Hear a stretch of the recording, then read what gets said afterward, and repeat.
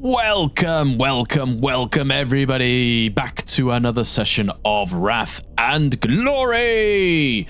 Gentlemen, gentlemen. Who wants the extra Wrath this week? Who's going to give us the recap? Easy. Paul got fucked. That's it. Wow.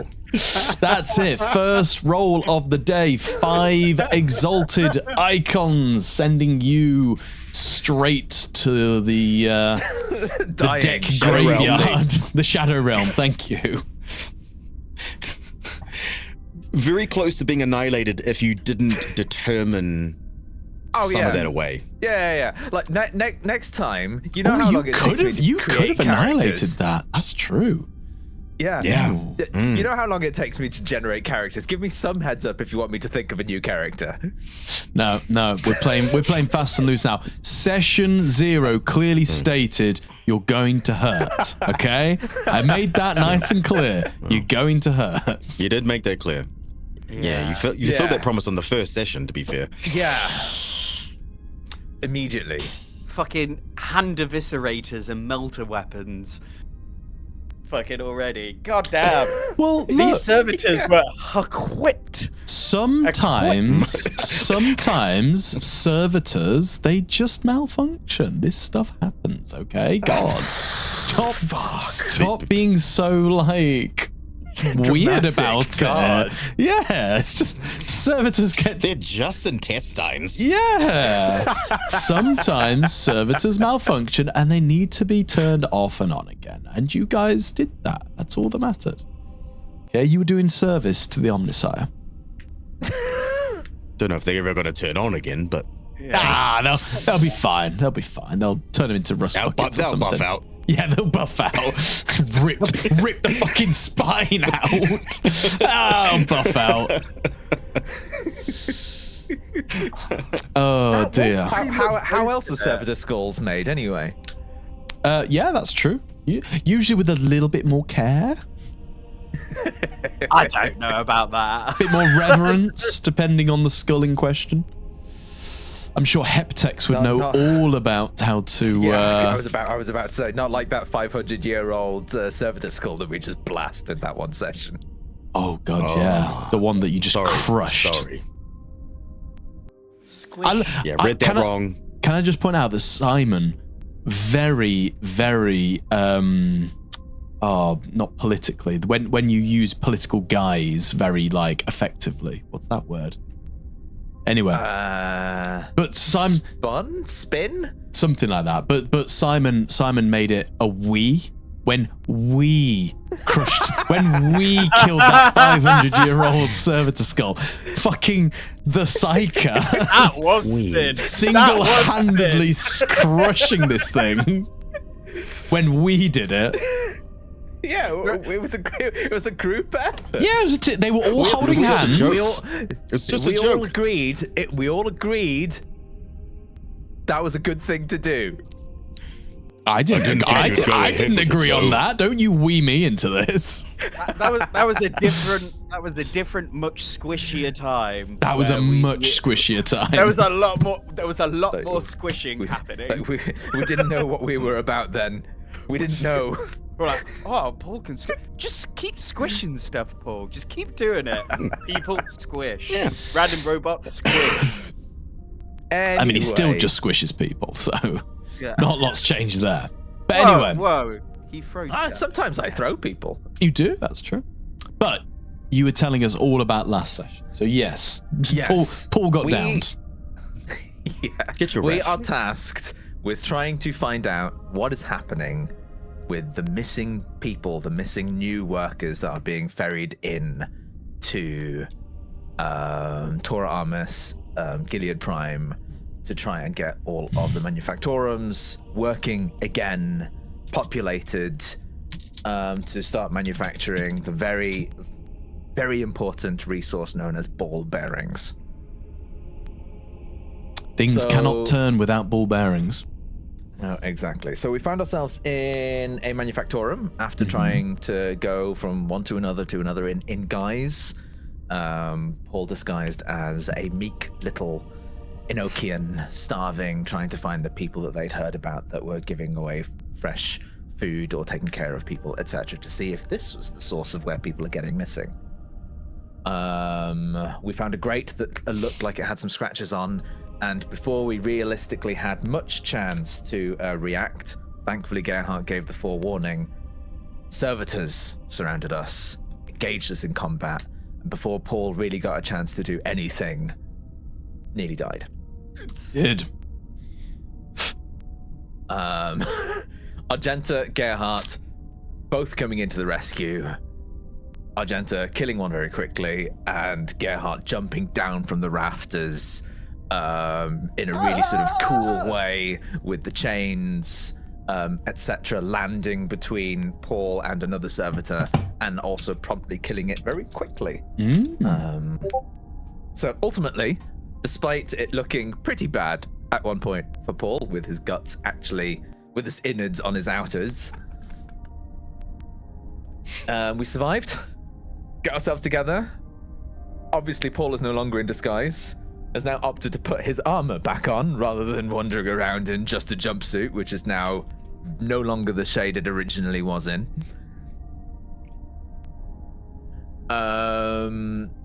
Patches himself up just about with regen, and then we begin, right, okay, what's actually down this grate that we found? It realistically could only fit Paul. Was there anything of note about these servitors? The red eye. Yes, there were. These ones had red eyes, which doesn't necessarily mean anything, but specifically, they still had their eyelids, which are different to the ones that we knew about that were being supplied by Jackal Veronius. Jackal Veronius of the flotilla, of the road trader flotilla, etc. Indeed. So where are these servitors Lord coming Big from? Dick himself. Where did they get supplied by, and why did they suddenly start attacking us? We don't have answers to these questions yet. Just malfunction happens all the time. All the time. It happens. Shit happens, exactly. Yeah. But we decide, okay, let's figure out where this grating and vent is going. Paul realistically is the only one that can fit. We notice there are various scratches in and around it, so it's obviously being used in some way for things that aren't just air and airflow. So carefully together through vox beads and communication from Paul, letting them know roughly where it's going and how far, and Gerhardt's ability to sort of keep a track of life signs, we follow where this vent goes. There definitely wasn't weird voices speaking to Paul while he was going through these vents. Well, you were healing yourself beautifully, and then you entered a dark tunnel and brought forth your psychic light, and then something started speaking to you. Yeah, and starting to again upon session 0 for the homebrew, where it's like the more psychic abilities that you sustain, the more you are opening yourself up to the potential dangers of the warp. Immediately begins to sustain 2 separate abilities. What dangers? Nothing bad happened to you. Someone was just trying to have a conversation. Stop being so. Nope. Paul knows suspicious. Better than to listen to the voices of those who are not actually physically present. Aha! He's a sanctioned psyker. He's been warned. We'll see for how long.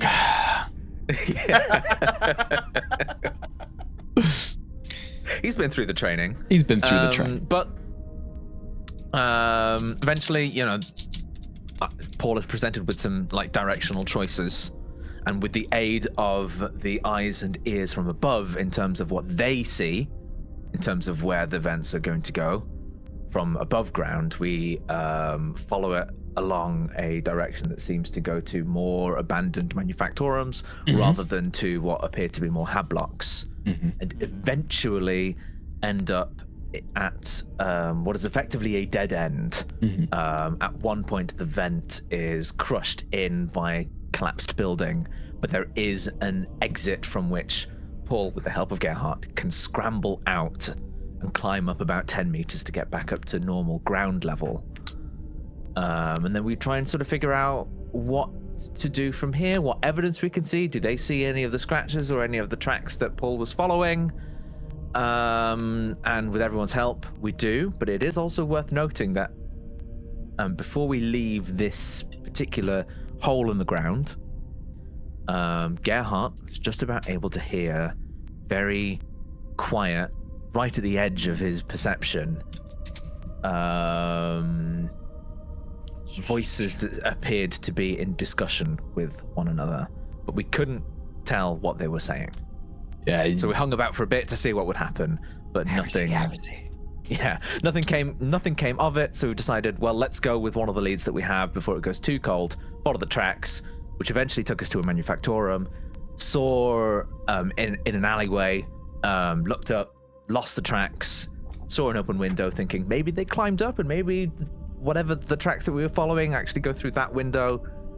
So we decided, right, let's just walk through the manufactorum and go through the main entrance. We are people of stature and importance. Let's just use that to our advantage and walk through and try and sort of see if we can't find where these tracks ultimately lead. Quite a ruckus, didn't you?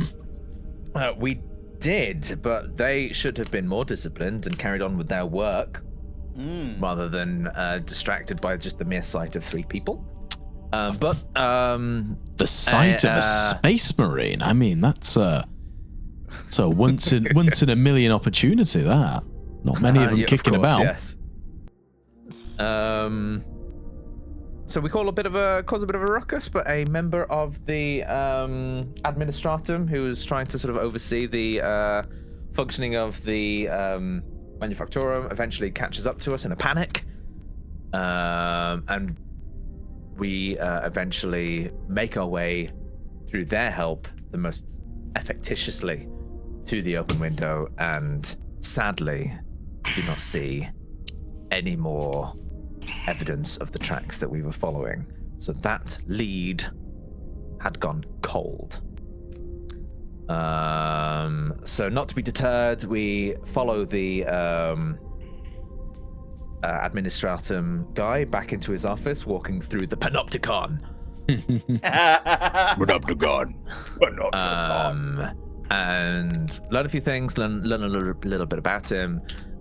Almost recruit him into trying to sort of help us. So if he learns anything, to try and get in contact with us, etc., etc., etc., etc. But ultimately, we decide, right, well, let's backtrack and go to one of the other hab blocks. I think we went to Kappa 9, and we're maybe now interested in Kappa 7, or the other way around. I believe that was right. Yeah. Yeah, I think it is Kappa 7. I think you're right. So we're going to head back and see if we can't learn anything more about Kappa 7, which may or may not be the hab block that the ventilation shafts that Paul was going through may have been leading towards. Right. Weren't we going to check on the servitors first? Oh, yes. Yeah. Exactly, yes. So we decided we were actually going to go to and check out the servitors that we killed first, and that's actually what we're in the middle of heading back to, because we don't actually, we still don't know the answer of where do they come from, and if they are being controlled by someone else, we kind of want to get back before they disappear. Maybe, or maybe we can catch anyone who might be wanting to retrieve said servitors. They don't look like. So yeah, so that's kind of what we're doing. We're heading back to the place that was nearly Paul's grave. Not to harp on about that in any way. Just 5 exalted icons on the first attack was a bit much.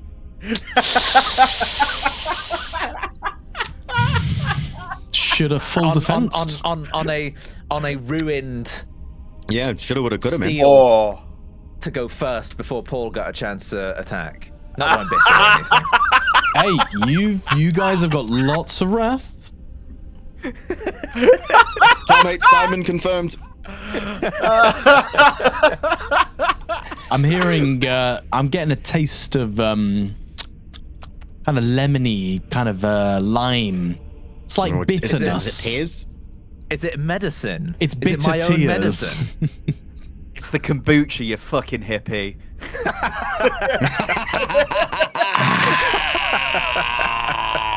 Hashtag not sponsored by hip hop. But hip hop, if you're listening. Yeah. Hip hop.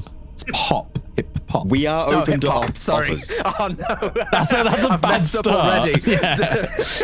Sponsorship cancelled. Yeah, that's it. We promise if you do sponsor us, we will say your name right. That'll be one of the first things we do. I will learn about the brand. Yeah. Right. Well, May Anyway. even learn thank to you. love kombucha. Broadly speaking, that was kind of what happened. Thank you very much, Simon. Maybe Ed can shelve it. There's an empty wall in the background of Ed's picture that you can maybe just like fill with hip hops. Just.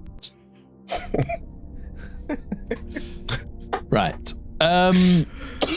Definitely not sponsored. Definitely not sponsored. Right. Thank you, Simon. You have 6 wrath. Can Hooray. anyone? Will I For die the- before I get a chance to use them? Well, touch wood. Yes. Can anyone remember Thanks. the administratum's name? Because I made it up on the spot. Was it Quinton? Quintus? It was. It's Quinton. Quinton. It was Quinton, wasn't it? Amazing. Quinton. I thought was. Let me just make a note. Oh, we told him to do something. You Report back if wanted. you Well, anything. I remember. Like I get remember in contact saying with to Jagrin him or something. Was it there? Something along those lines. We Uh, effectively You guys had asked whether he could look into the records of the serial numbers of the servitors that you destroyed. Oh yes. Yeah. So if I could bring them back and Yeah. Yeah. that kind of shit. Yeah. Cool. Which is he, why we're getting. Which is why also one of the reasons why we're going back to get the servitors. Yeah. which he did. Barcode time. He did explain that he doesn't have full clearance, but he tries best. Yeah. Cool. But It's better than yes. nothing. We've got no leads at the moment. Yeah. The only So- thing that we still have to explore is the other direction the vent could have gone, or the mysterious voices that Gerhardt heard. Which Or the other were Haddock. down the vent. He heard them coming from the vent. Down by the vent. Okay, fabulous. So we will kick it off from there. Oh, shall I roll my objective? Please do. Shit, yeah. It's a possibility. It's not something I do often, but that's a possibility. Utilize your feared reputation in a social situation. Love it. So yes, you've had this interaction. You stand within the panopticon of the manufactorum, a bustling, heavy, working building. The noises of industry ring all around you. Heat from the machineries blazing up, causing slight hazing in the air. You can see the workers working hard at their duties, checking the conveyor belts, ensuring that all produce is coming through correctly manufactured. Choice pieces of manufactured sheet metal being turned into different varying shapes to be used for who knows what. This is not your area of expertise, but it is very busy. You've spoken with Quinton, the administratum clerk who is running this manufactorum. You've asked him for varying degrees of support, and he has been most becoming. He could not be more helpful towards you purely because he really wants to get rid of you. You are a nuisance to him and slowing down his production line and causing delays. So the faster he can make you happy and get you out of there, the faster production can go from 64% to 66%. So, A whole 2%. Wow. you guys have had a 2% knock on productivity. So, okay, you got to consider Must these be things. important. Rather. So, over to you guys. You're in this manufactorum. Quinton is by his cogitator. He's entering something in. You can't see what he's entering in, but he's tapping away. He occasionally kind of looks over the screen at you guys, but he is busying himself in official duties. It appears it's time for us to vacate the Panopticon. Indeed. Let's go find those servitors before they go missing for scraps. If we're lucky, hopefully we'll catch the people trying to get them.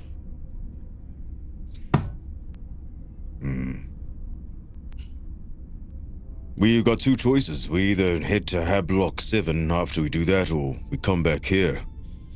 I suppose we would be doubling back on ourselves if we do, but we could drop the servitor parts off here and then head to Hab Block 7 while Quinton looks into the serial numbers.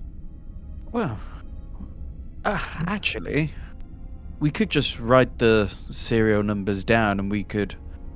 Quinton, do you have a Vox speed available? Vox speed? No, not a Vox speed. No, it's more military equipment. No Vox speeds here, but oh gosh, what could you do? What could you do? Not a Vox speed, but you could send a runner from the guard if you can find any of them. They usually get things along to us. There were those guards outside. I have grab that. I have my cogitator as well. If you can find some way of getting a message out to me via that, it's possible. But no, Vox speeds are far above my pay grade. Apart from this one, as he presses a little button, as you hear that kind of tinny noise, and he just calls out, "Duty before all else. Get to work. Efficiency is dropping." As he releases his finger, and the noise reverberates around the manufactorum. That's not exactly. How about what we we're think looking about at. it? We'll think about it on the way there. Yes. If we do come back, we'll come back. If not, we'll head on Tab Block 7. As long as we have the material, and maybe that servitor head that I chucked away. I want to have a look at that, or have looked at that cybernetic eye that was glowing at me. Yes. Excellent idea. Yeah. Ta-ta, Quinton. He does a deep Aquila bow as he crosses his arms and ducks his head low, almost not quite pushing you out the door, but certainly ushering you as he gets to the back of you. Well, anytime, I'm always here to help. As I said, always here to, if you could stick to the edges of the manufactorum, stick to the side so not too many people could, maybe even in the shadows, and leave quietly, please. Kung.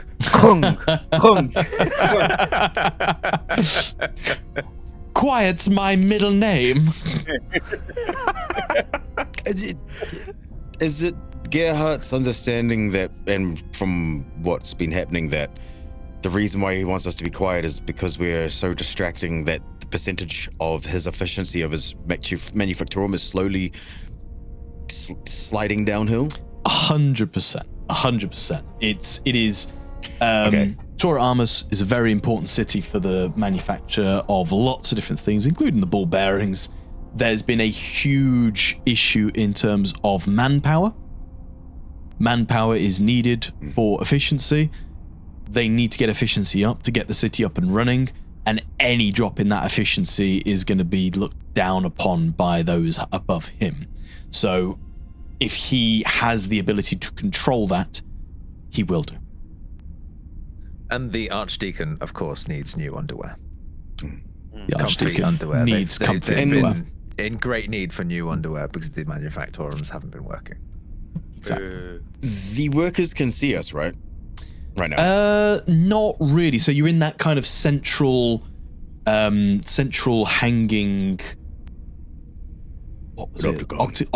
I'm trying to think what size, shape it'd be. It was an octagon or pentagon or something. So you're kind of up above. If people were looking high enough up, they might see the tops of your heads. But like, it's not too obvious. If you were to stare out of it, you might see people down there. But they should all be looking down at their work. Otherwise, it'd be very naughty. When we leave, can they see us? Yes. When we leave, could I say something to the Manufactorum in my big Astartes voice and helmet to, I don't know, try use my leadership or my whatever you would call it to inspire? You certainly can do that, yeah. Yeah. So you're all heading. I mean, are you doing that from the gantry above? You're heading downstairs, getting to the center because you're up high now. You went up those kind of metal stairs to get up there. Head down when I'm in full view, armor and everything. Nice. Yeah. I imagine the two of you are all following him down. Mm-hmm. Oh yeah. So, Quentin's kind of ushered you out, asking you to be as quiet as possible and stick to the shadows, and closes the door behind you, and he scurries back to his cogitator. You all clunk down the metal staircase. As you do so, you do see a few of the civilians, a few of the refugees. They do start to turn their head and notice you brass as bold as brass, step out into the center of the Manufactorum, which is essentially just underneath the Panopticon. You have the attention of many of these workers. Some of them have stopped, not all of them though, but many of them are kind of craning their head to see what's going on. There's a few of them who've already thrown themselves prostrate on the floor, same as when you entered, the sight of a holy angel, a sister, a daughter of the emperor, the commissar of the Imperial Guard is a sight to behold. I would try rally. So Gerhardt's thinking is us all being here is almost like sometimes when you see the big boss show up at work, you don't know if the natural inclination for some people is to think this is a negative connotation, this is a negative consequence, this is something bad. So he's going to try quell the doubts and speak up, turning on his helmet caster or whatever the hell it is, and just says a short for your own knowledge, it's called a loudhailer. Loudhailer. It's called a loudhailer because why wouldn't it be called a loudhailer? The thing in my helmet's a loudhailer? The when it projects and like a God, what they call megaphone in 40K, it's called a loudhailer. I got a loudhailer. Cool. All right. Yeah. All right, I'm down with that. I turn up my loudhailer. Yeah. And your toil is invaluable to the Empire. The Absolvers and the Angels have their eyes upon you. For the Emperor. Nice. Hit me up with a leadership. And then I do an Aquila. Leadership. Yeah, sure. DN. Just call it a DN2. DN2. All right, you got this. Okay.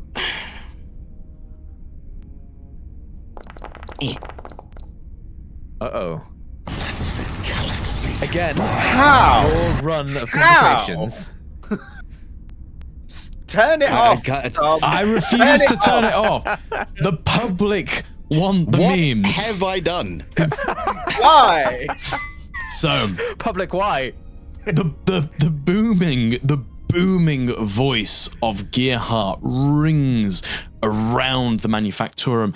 His is a voice of strength, security, promise. You can see the Imperial civilians all around. A few of them more tense and sort of hunched up at the sight of such military might. Certainly so close after the siege of Tora Armus, you can see their shoulders relaxing. Your words have quelled some of that fear and trepidation as seeing you. But from up in the Your pistol panoptic- fall through the grate. but from up high in the panopticon, the eagle-eyed among you would see the little head of Quinton just poking out the window, and his eyes narrow before he returns back to his cogitator. And in the corner of our HUDs, we see Quinton will remember this. You do, funnily enough, you do.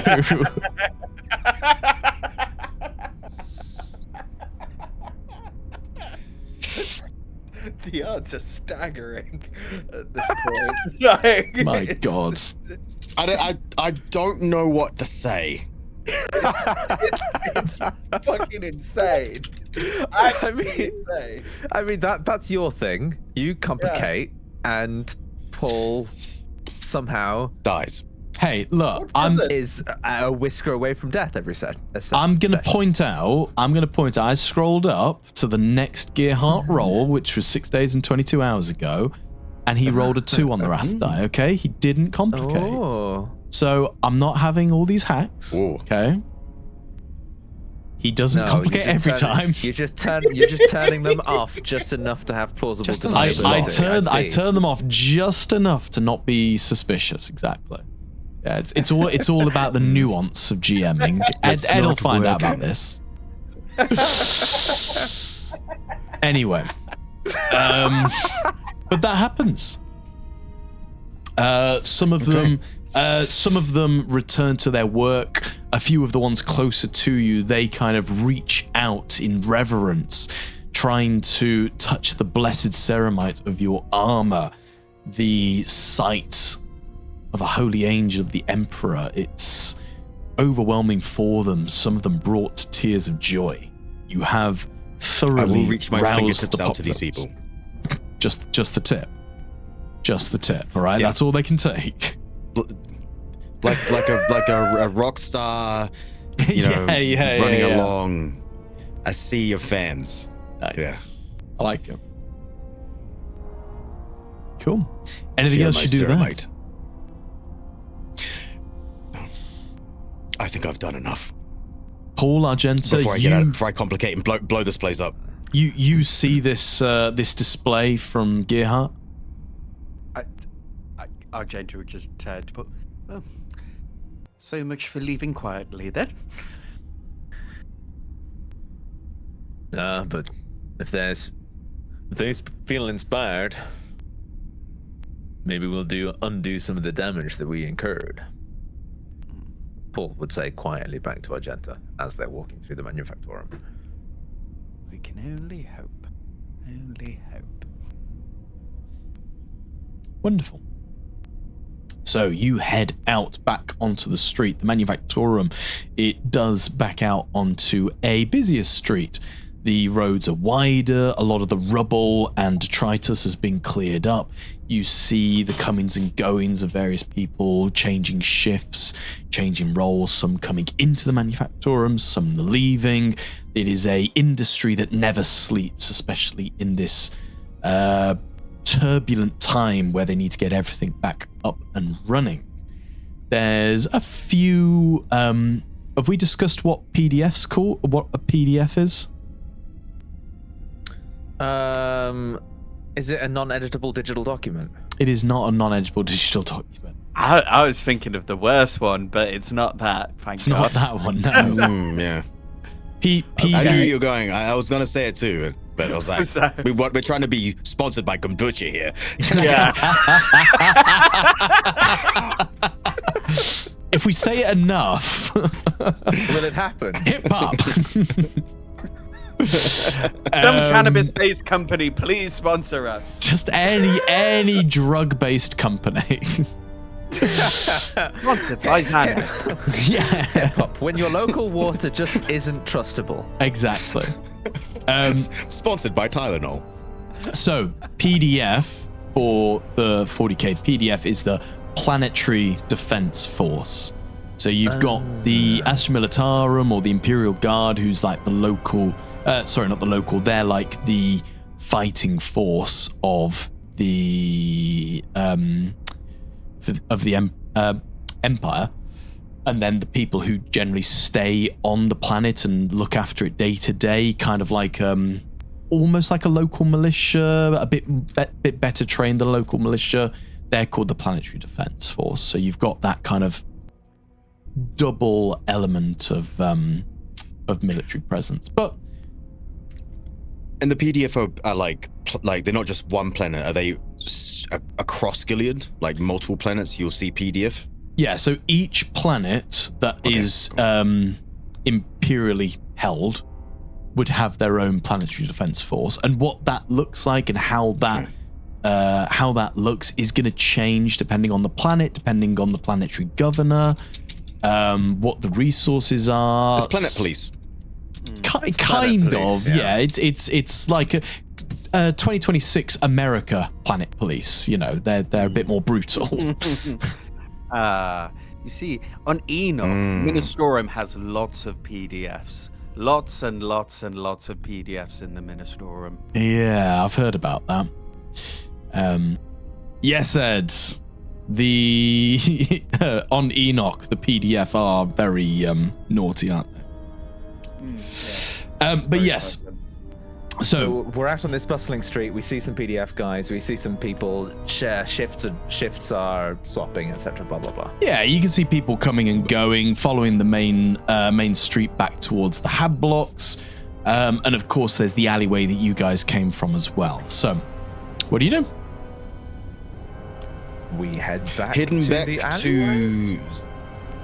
Yeah, we're gonna head back to go to the servitors to go collect their remains. Sure. Or at least the head. You retrace your steps then. You move your way back through the alley, taking yourself through the dilapidated manufactorums, across the rubble. Are we doing anything as we're traveling? Because it was about... What did I say last time? It was about 200 meters, something like 300 meters you were going, so it's not too far. It wasn't that far. Just head on a swivel, Head on a swivel. watching. As the Looking gene out stealers the- jump out and start nibbling your bottom. Knew it. No, not my bottom. Not It's the- perfectly sculpted. Not my bottom, no. Let me shape flesh it back to normal. No okay. one will know that I don't actually work my glutes at the gym. Yes. Okay. My God. So you big deal. traverse back. You find yourselves back in the ruined manufactorum where Paul had popped his head out of the vent. Which is still there. The vent is still very much open. The collapsed in rubble leading down that 10-meter drop. Are you just walking back to the manufactorum, or are you going in there? No, walking back. It would be much faster than crawling through a ventilation system. Cool. Okay. Everyone heads back. Yes. Do we Argenta. hear anything coming out of the thing? You certainly don't know. The ventilation shaft? Ventilation. Uh, Okay, cool then. Lord Gerhardt, whatever you heard before, is that still present now that we're this close to the vent? We do it in character. His eyes. Mm. No. No, don't do anything. Oh. We've You moved didn't even on. roll for it. How do you? How do you know? He's taken over I as read the GM. GM's mood.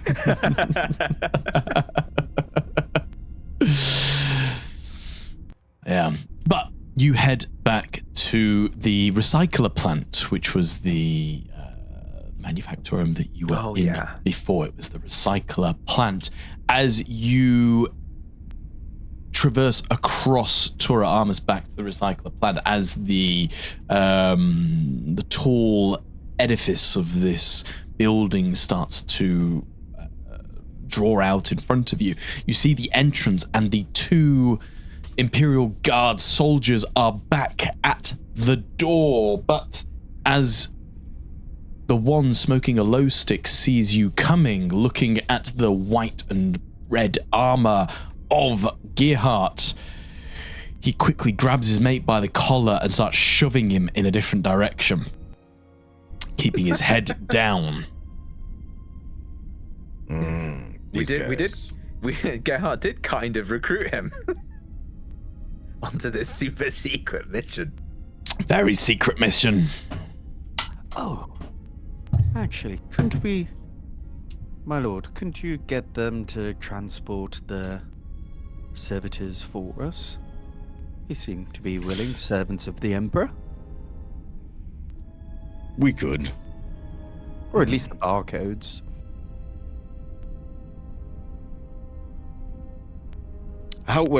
So while Gerhardt thinks of this, how long has it been since we left to the manufactorium? What's the travel time? Since you left the manufactorium, went and then have come back. Yeah. Yeah. I'm gonna say it's probably about 2, maybe 3 hours. It's been. And Yeah, a lot amount of of time. Might have to do so. Though, if anything happens to them and and Quentin doesn't get the serial numbers, then all is, I suppose, that's lost. Yeah. Wait, how close are these guys to the manufactorium?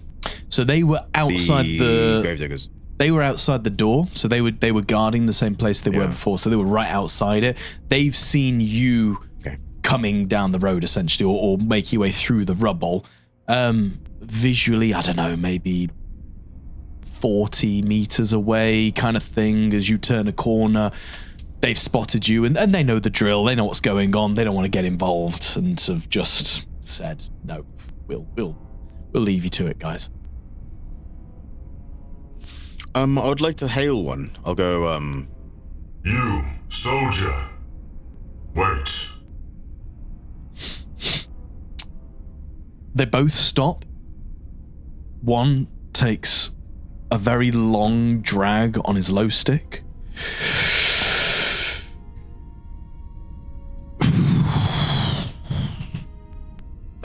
And he turns around, arms Aquila. My lord.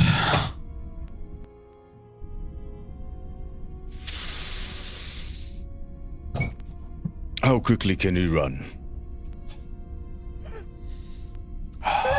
About 6 meters every 6 seconds, something like that. So faster than Agenta. Good. Now, I'm gonna need something from you. I need you to deliver a servitor head to a one named Quentin in Manufactorium number, and Gerhardt is going to use a point of wrath to remember the number of the Manufactorium on the building. Nice. Yes, nobody did ask, did they? Nope. I just assumed the information was on the outside of the building. When in doubt, wrath it out. Yeah. Hold, please. We do have it going for spare. You have got it to use it. I need to get into narrative. We can do narrative declarations now. We need to do it. We can. Yeah. We have to just fall into the habit, because I'm still very much in, like, I've got to hold on to my wrath. Don't you take my wrath! I need to break. I need to. You're still dragon hoarding. Yeah. Yeah. I've been loosey goosey as my wrath rages. Oh, I mean, clearly, you've had that luxury. Yeah. I gotta make that shit back. It's like an RPG. We're just stacking up on grenades. We're like, one day I'll need 50 grenades. What if One I need this for day. the final battle? Final battle happens. Didn't Maybe, use any of maybe. the items that you saved up. You cast your mind back and spend your point of wrath for a narrative declaration. And you, of course, as soon as you entered the Manufactorum, you looked around for signage and asked all the questions you needed to. It is, of course, Manufactorum Metalarchus. Manufactorum Metalarchus. Metalarchus, I need you to run back a servitor head that we slew here. Back to Manufactorum Metalarchus. To Overseer Quinton. I need the things to be scanned, and this is very important. Yes, sir. Yes, my lord. Of course, we take that right away. Do you have it on you? I'm about to enter the Manufactorum now to grab it. No one has entered since we left, have they? The next shift of servitors come along, yeah. The next shift of servitors have come along. Where are you expecting your shift of servitors to be supplied from? Begging your pardon, sir. What do you mean? They're just given to us by the cogboys to get everything running.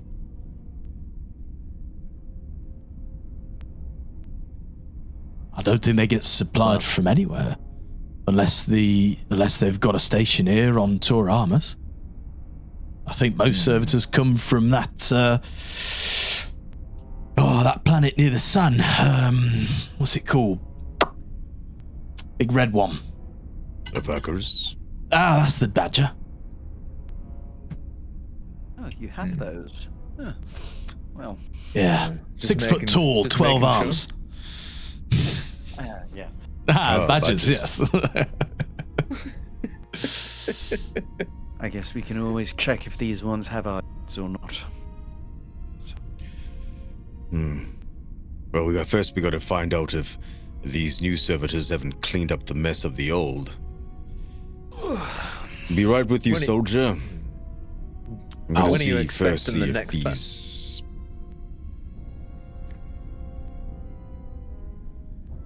While you do that, Gerhardt's going to walk forward to the Manufactorum. He will go and find the servitor head. Cool. You head in, Gerhardt, leaving the Imperial Guard behind. Paul, are you talking to the Imperial Guard then? He would only have had one more question, which would have been like, when are you expecting the next batch to arrive? Oh, well. Not sure. They're on pretty regular clock. I think it's every 10 hours they turn it around. Something like that. Every 10 About hours. recharging the motive force or whatever it is. Changing the oil. I don't know, but change them over. All right. How long's it been since the last servitor shift then? Oh, well, turned up a few hours ago. Few hours. We're still a little while away then. Well, we wouldn't expect any new servitors until next day, really. They'll work through the night now.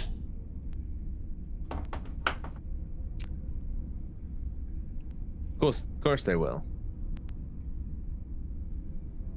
And then he says, as you were, tips his hat, walks past them, joins the other two inside the Manufactorum, or the broken recycler. The recycler plant, center. yeah. I mean, the recycler Yeah. plant is a Manufactorum. It is just a recycler plant. Cool. Yeah, you all head inside. This is a familiar building to you. And as you head in, It is almost identical to how you left it before. The machines are not running. The lights are not on. There is no smell of furnace burning or the moving of ancient parts. But you do see 3 servitors milling about. Damn it! I was worried about that. 3 again. You see 3 servitors milling about. One of them is one of them is busily pushing lots of metal and other ferrous materials into a pile. Another one is cutting that with its built-in melter cutter, and another one is moving less ferrous materials, things like plastics, fabrics, and other such into its own pile as well. The scene of combat is non-existent. The vent that you had traveled through is closed. There is not even a speck of blood on the floor that could suggest that Paul had bled there. The sacred Gerhardt flicks out his power sword as he walks forward. Okay. And he's going to walk past the servitors, putting a gauntlet on our shoulder, and forcefully turns one to look at him and to look at its eyes. And he's going to do that to each one. You spend some time dragging each servitor away from its duty. You can feel resistance in them as you pull them away, but with your enhanced strength in the power armor as well, it's no different than a child trying to get away from an adult. As you turn them, you can see they quite clearly have lidded eyes. And I'm looking for that same eye of that red glowing one that I tore its head off and threw away. Am I seeing the same kind of cybernetic? The one carrying the heavy fabrics and wood and other things that aren't ferrous, that one has one red augmetic eye that kind of flickers and chits as you look deeply into it.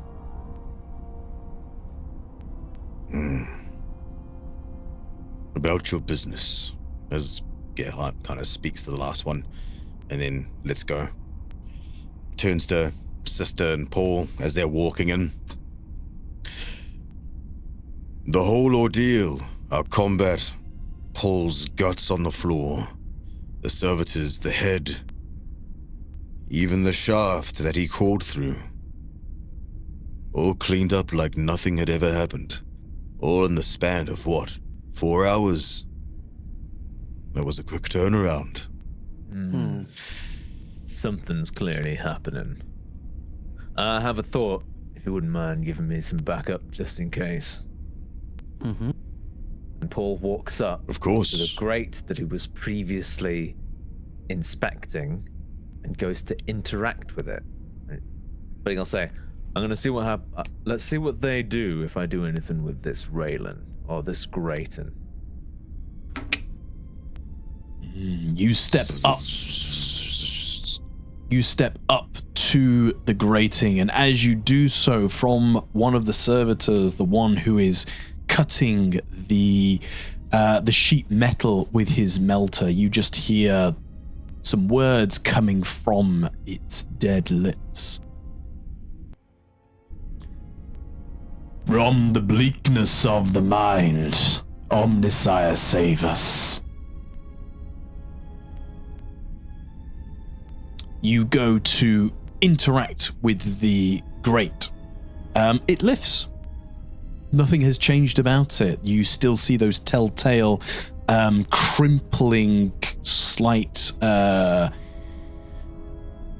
raised edges where you suspect claw marks to have been. You look inside, you can still see the image I showed before, which I will show again. But yeah, it opens to you. And Yes, the there services is. do nothing else. No. They carry about their business. Is there a cogitator about? There is a cogitator. It is not showing as functional. None of the lights are on. Okay. Can I try turning it on? Ooh. How are you going to do that, sister? Pressing the power button. Yeah. Looking for a button that looks like it's been pressed the most and pressing it. Sure, give me a tech test. It'll be DN. I'm going to say it's a DN 9 because you were specifically told that the Cult Mechanicus had come into the recycle plant to get things up and running. Yes, Simon, while we wait for that. Can we DN11. Oh no, DN10. remember, or maybe I'm willing to spend a wrath point to try to remember, where Gerhardt threw the severed head of one of the servitors, because I suspect he will have tossed it in a random direction. Maybe there's a chance it was missed by the previous cleanup crew. Because maybe it would have just fallen into like some obscure corner of the Manufactorum. And they didn't go to get it. You can That's my burn thinking. a point of wrath. I would suggest just rolling awareness before you start wasting resources. Yep. Give me an awareness 5, please. I was going to say, is it awareness or scholar? But they're both the same for me. Oh well, I suppose. 5. Yeah, it depends what you're doing. Are you actively looking for this, or are you trying to remember something? At first I'm trying to remember where it got thrown if I noticed. But I may also ask, Gerhardt, do you remember where you threw that servitor head last time? I was somewhat distracted at the time. Yes, I ran over to Agenta down the stairs. I stabbed my eviscerator through its chest cavity and through its spine. Then I pulled off its head and chucked it to the left. From what I remember. I'm gonna look over to the left then. I'm gonna go in that direction. I killed it and sort here. of Chucked it here. So rather than a scholar, then I guess I'm using my awareness, but looking in the direction where Gerhardt was saying. Sure. Awareness DN5, please.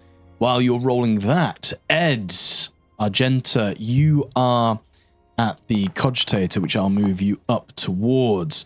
You are frantically bashing and prodding at this thing. You know how people look like when they're typing in movies and they're not actually doing anything? It's exactly like that. Just like Julia Roberts in the movie Hackers, like someone who has no idea how computers actually work. It's just going. I've got a gift for that. Yes. Oh no, but that means I'm gonna have to tab out of Foundry. Nah, you can't tab out of Foundry. That's it. Every time you do that, Yeah, that's but that means you tabbed out of Foundry. Yeah, but I'm God, all right? I can do these things. Yeah, that's it. Wrath. I've got 6 Wrath now, guys. Fuck. Yeah, Argenta's like, Argenta, you feel fair. You go into this feeling quite confident, really. You've, enough times have you messed around and tinkered with these relics of the Adeptus Mechanicus, and you feel quite confident in what you're doing, but this console is much bigger than anything you've had to deal with before. You're pressing random buttons, and it's not that you're getting error messages, you're just getting nothing. It's not turning on. There's no kind of you're not getting any response out of this console at all. And then in frustration, you just kind of, I don't know, do something. She gives it. She goes, stamps the ground and like in a huff, just, I knew it. It's not my skill. I just don't have the right incense with me.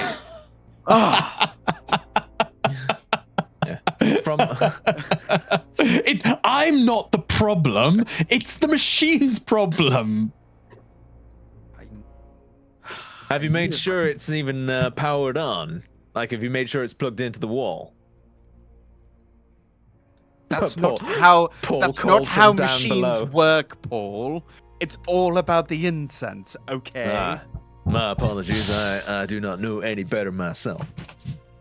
Yeah. And Paul, you go exactly to where Lord Gearhart has told you. You start looking into the kind of the inner workings of the recycler plant. You're staring exactly at the point, but nothing's there. You can't see anything. It all kind of blends into one a little bit. There's nothing of note.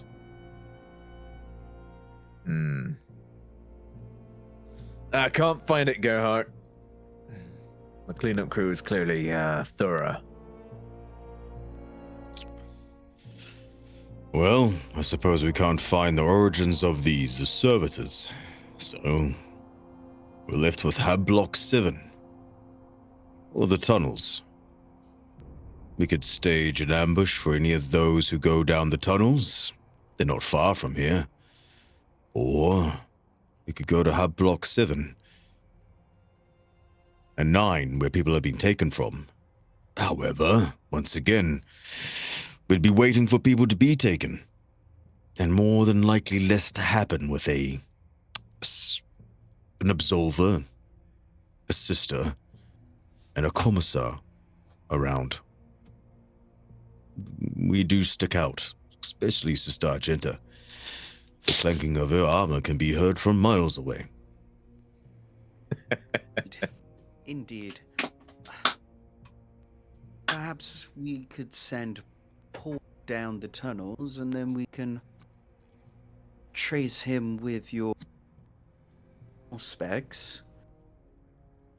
Send a literal canary down the mine and if anyone kicks off, deal with them. Getting deja vu. Yes. Feel like we're doing the same thing, but there was that route that I did not explore. Exactly. Though, while we are here, it might be wise to try and see if we can't get a copy of these servitors' serial numbers. These ones, like the last ones, have their eyelids. There's a chance that they could come from the same place the last ones did. Potentially, yeah. May as well. Unlike the last ones, they didn't attack. No, but these ones spoke. But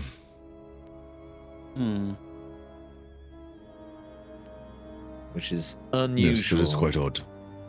for servitors that are simply designed to do manual labor.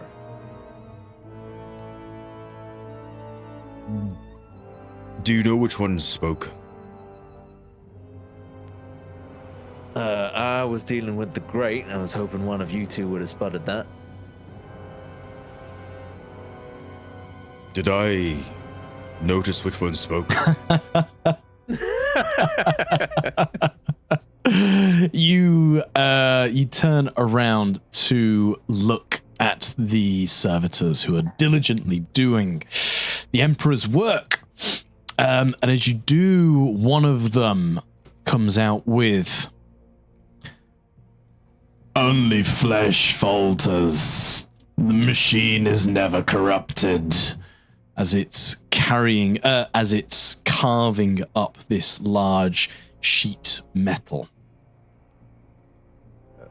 Tin Man Obviously, this propaganda. servitor has not seen. Obviously, this servitor has not seen the virus that we contained. The metal can be corrupted. The machine, most certainly. You, servitor.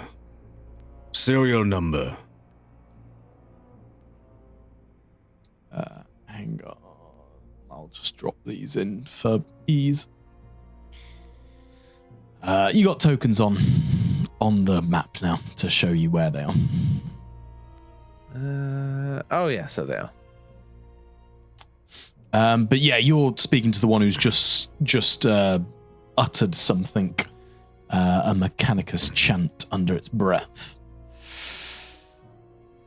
It continues carving up this large sheet, but you see its head turn towards you.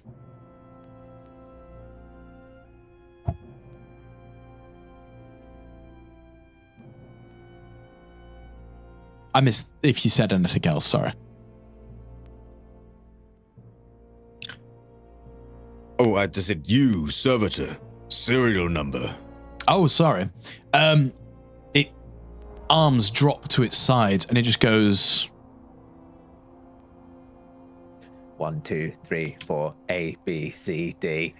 AVSRV 998.M41 KK117.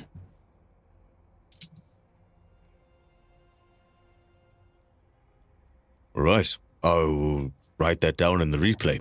Thank you, servitor. It immediately arms lift back up and it starts carving out the metal again. All right, so servitor's serial number.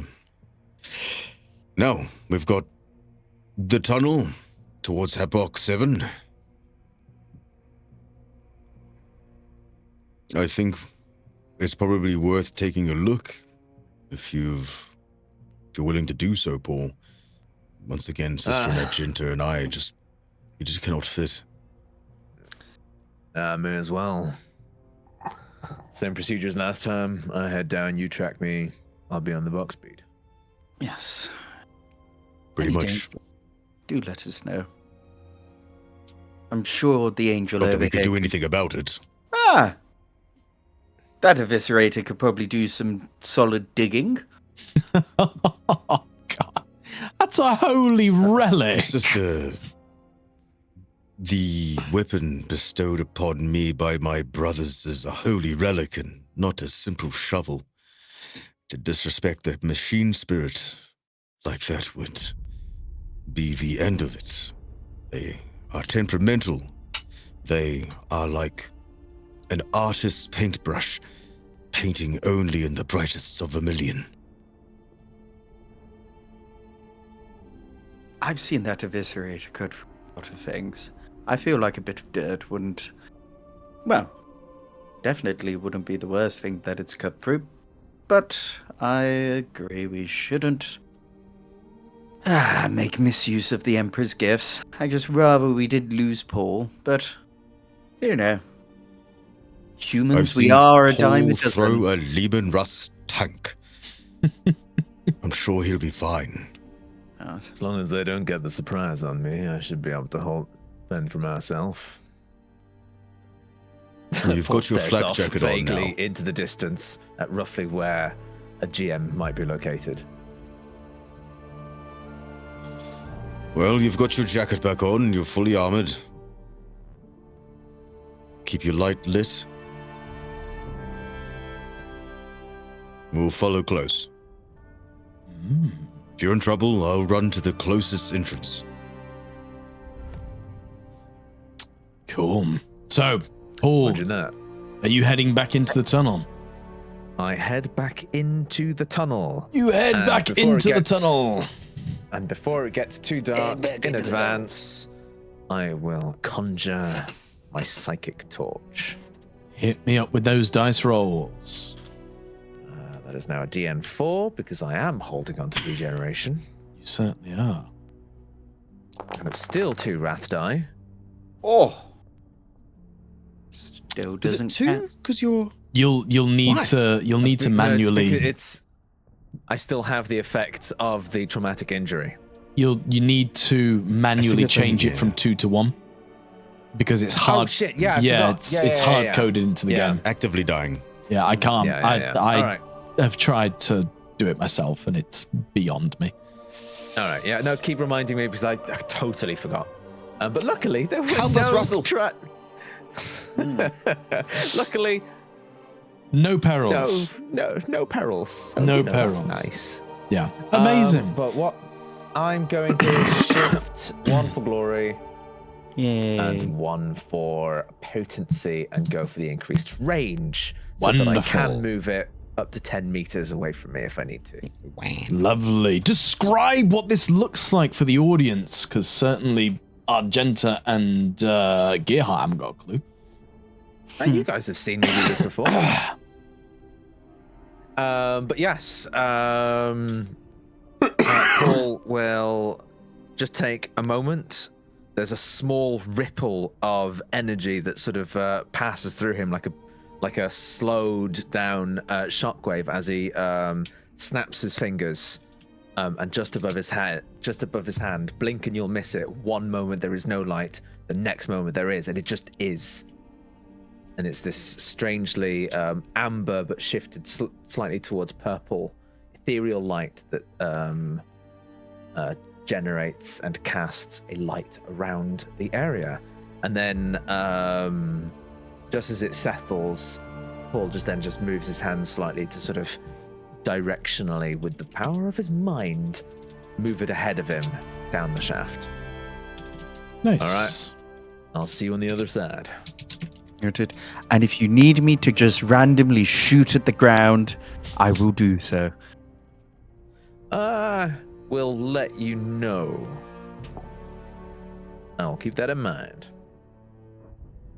And then Paul begins to scramble through the vents. Yes, James. So, while Scrambly McScrambleston scrambles through the vents, and Gerhardt and Argenta are chatting, or at least above ground. Mm-hmm. Gerhardt has a random thought and kind of vocalizes it with Argenta. And he goes, you know, no matter who you are, no matter where you come from, or how high your station, the service to the Emperor never truly ends. Not for the lowest or the highest of us. For example, when a human, such as yourself or Paul, is injured and beyond repair, beyond healing, and is no longer of the service they once could do, they are servitized. Now, us Astartes, we aren't quite servitized, but instead we are locked and encased in a dreadnought so that we may continue our service to the Emperor. I find that relatively interesting, don't you? Well, of course. Piety is never measured in decibels or prayers, but only in the unwavering, unending steel of your conviction. So, even if your head gets turned into a tiny robot to serve a much higher elder butter, or you become a door, it's all in the name of the Emperor. Always.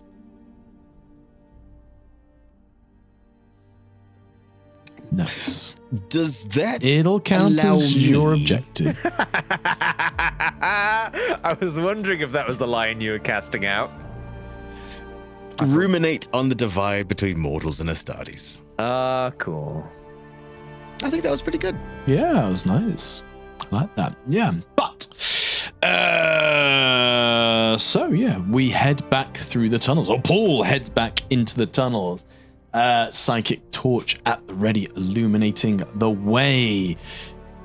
Up above, Paul and Argenta and Gearhart, you are once again following on the Auspex scanner, following those life signs of Paul underneath the ground. Paul, this time you head down the tunnel. You slide down that ramp that takes you down around about, well, it was about 45-degree angle. I think it was about 10 meters down you went. Yeah, that's right. And you head straight until you can head straight no longer, and you appear at the T-junction, to which you went right previously. Indeed.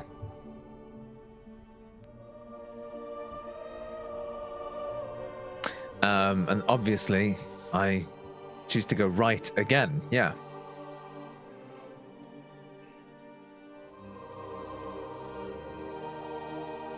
That Paul does repeat last session. Paul goes right and No, takes I go everyone left, on a obviously. turkey chase.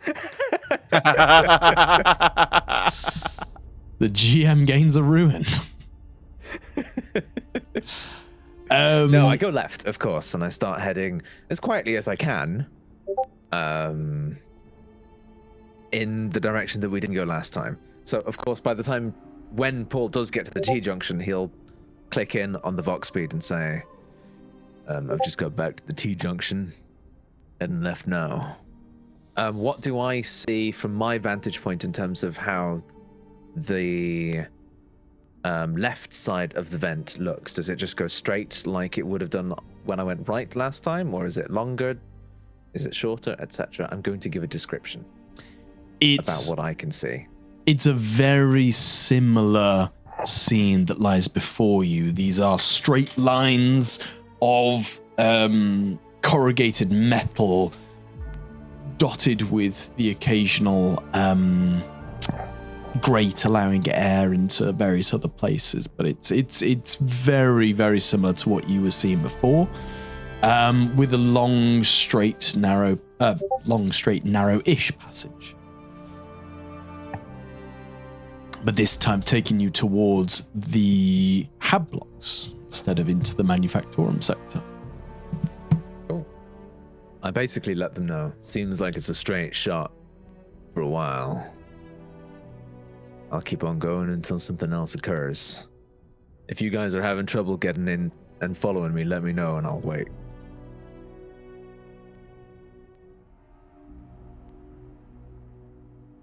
All right. We'll be as close as we can. Any hiccups, you let us know straight away. Roger that. My bolter is at the ready. The Emperor protects. And then off he goes. Wonderful. Yeah, you carry on. As you're traversing this vent, you are starting to hear more industrialistic sounds. You can hear a slight kind of boom, boom, boom, boom, boom, boom, whirring noise and gentle humming of no doubt something with motive force running. Gearhart and Argenta up above on ground level, you are beginning to wander, work and weave your way through a not manufactorum sector, a hab block, a hab zone, which I had an image for.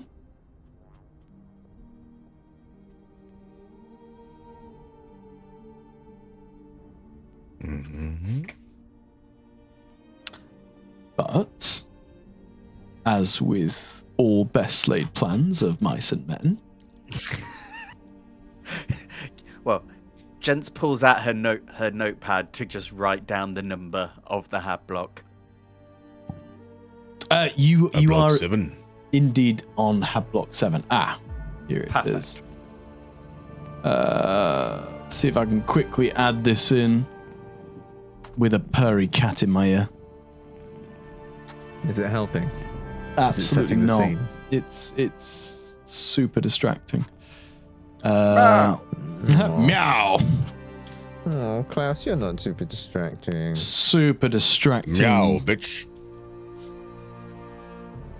Nearly there. Nearly there.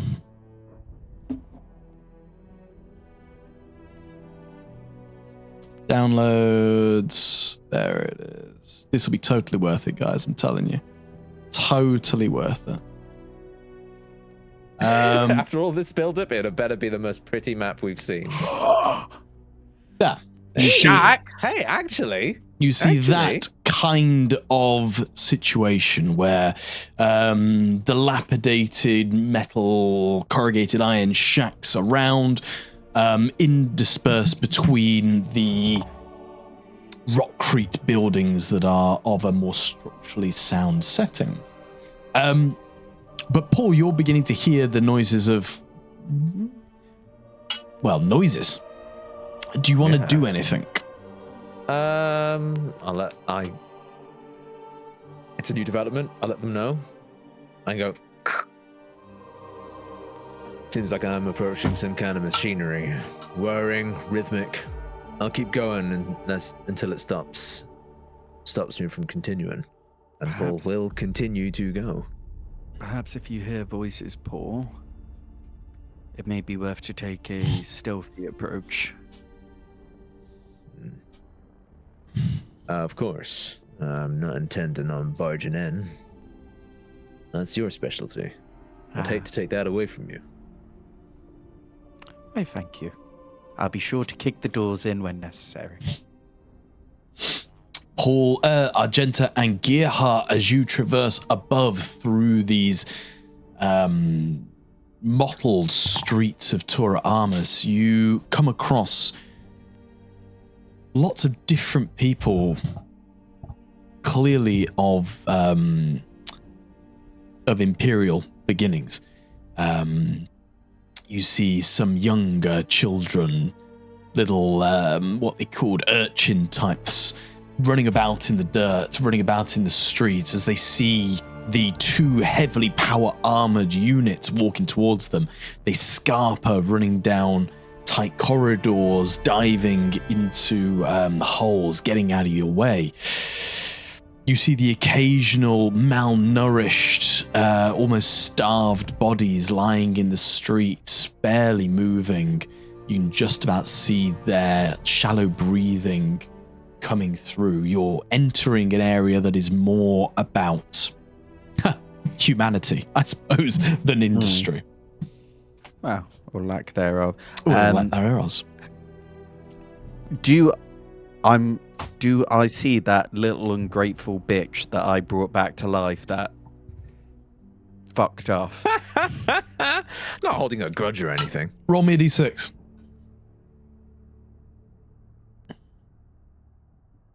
Don't roll a 1.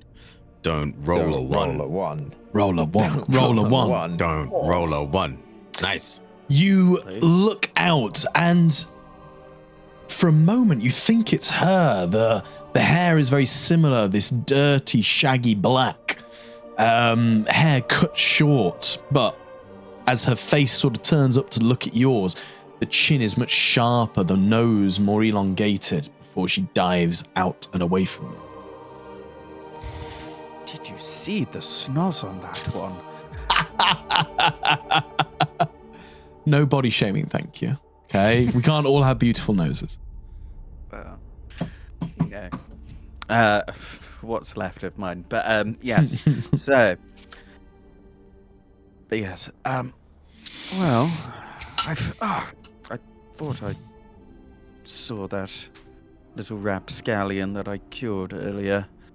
I was thinking maybe, wherever she is, these ne'er-do-wells that we're after might be in tow.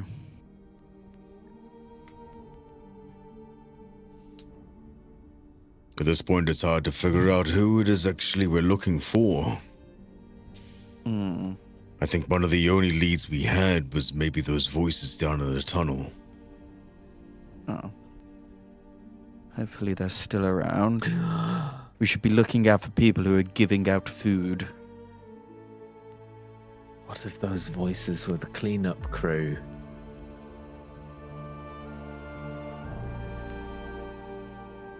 I bet they were the cleanup crew.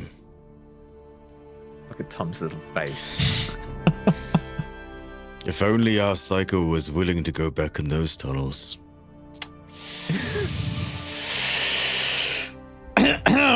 Well, we'll never know, will we? As he rips up 200 pages of notes.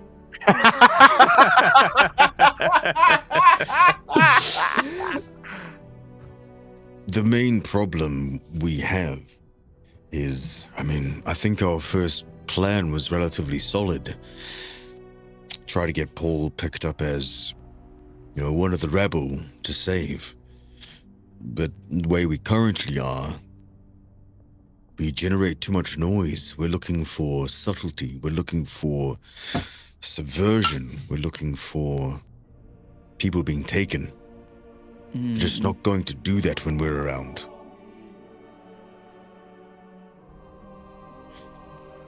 We'll have to catch them making a mistake. Well, we can try that, and, well, if all else fails, we can take more of an Inquisition-esque approach. Bomb the city. No, Well- not bombing. Well, interrogating vociferously. I have ways of getting the truth out of people. I've A seen it lot of before. I suppose if this comes up empty, we may have to use those skills of yours to effect. The well is starting to run dry. Indeed. As you walk and talk through the hab zone of Tora Armus, Cap 7 begins to loom in front of you. Simon sadly Gear huts. being 10 meters underground. There's 2 gear huts. There's also 2 Pauls. Oh. Oh, and 2 It's also very jets. dark, and I cannot see. Hang on. I'm legally blind. I am legally blind. Just the two My of us. Astartes oculobe has failed me. My organs are failing. The chaos grips me. It shouldn't be dark. It's Well, it's have I got dark news for as you? the Malefictorum. Is there a light source in the scene? It's fully lit. Oh. And it says lighting, global illumination is on, darkness level is 0. Can Have someone I been ping placed where your inside of a wall? players are? Yeah. I've got one here and one here.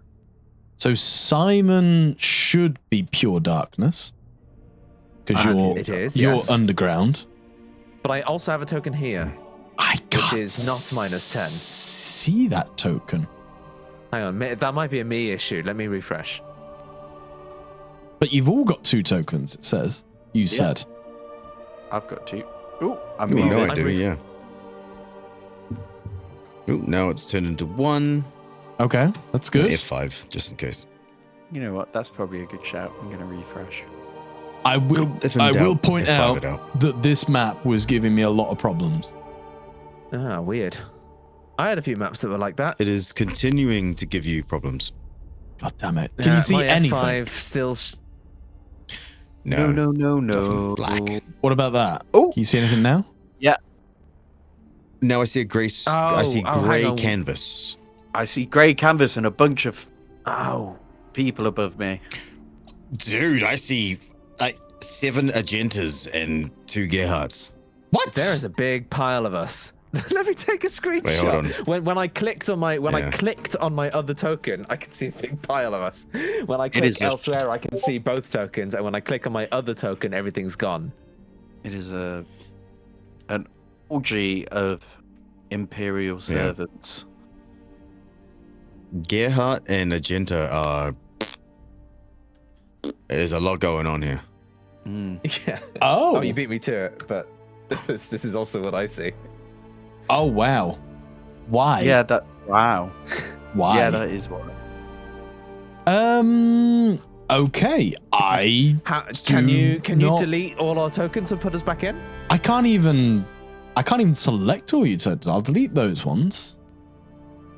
Weird. Where's Simon? I'm here. Hello. They Hi. appear to have mastered cloning technology. I've deleted all the tokens that I can see. I can still see 2 of mine. That is heresy. I can see. This has got Well, heretical feelings about it. Lots Seem to and be in a lots. superposition. Okay. I see, couple more Gearharts, or one more Gearhart. There's only one Gearhart left.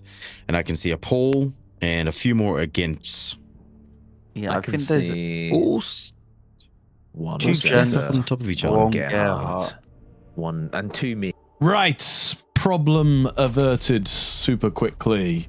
Chucked it together. So, Paul, Did you resume the stream as well? I've just resumed it, yeah.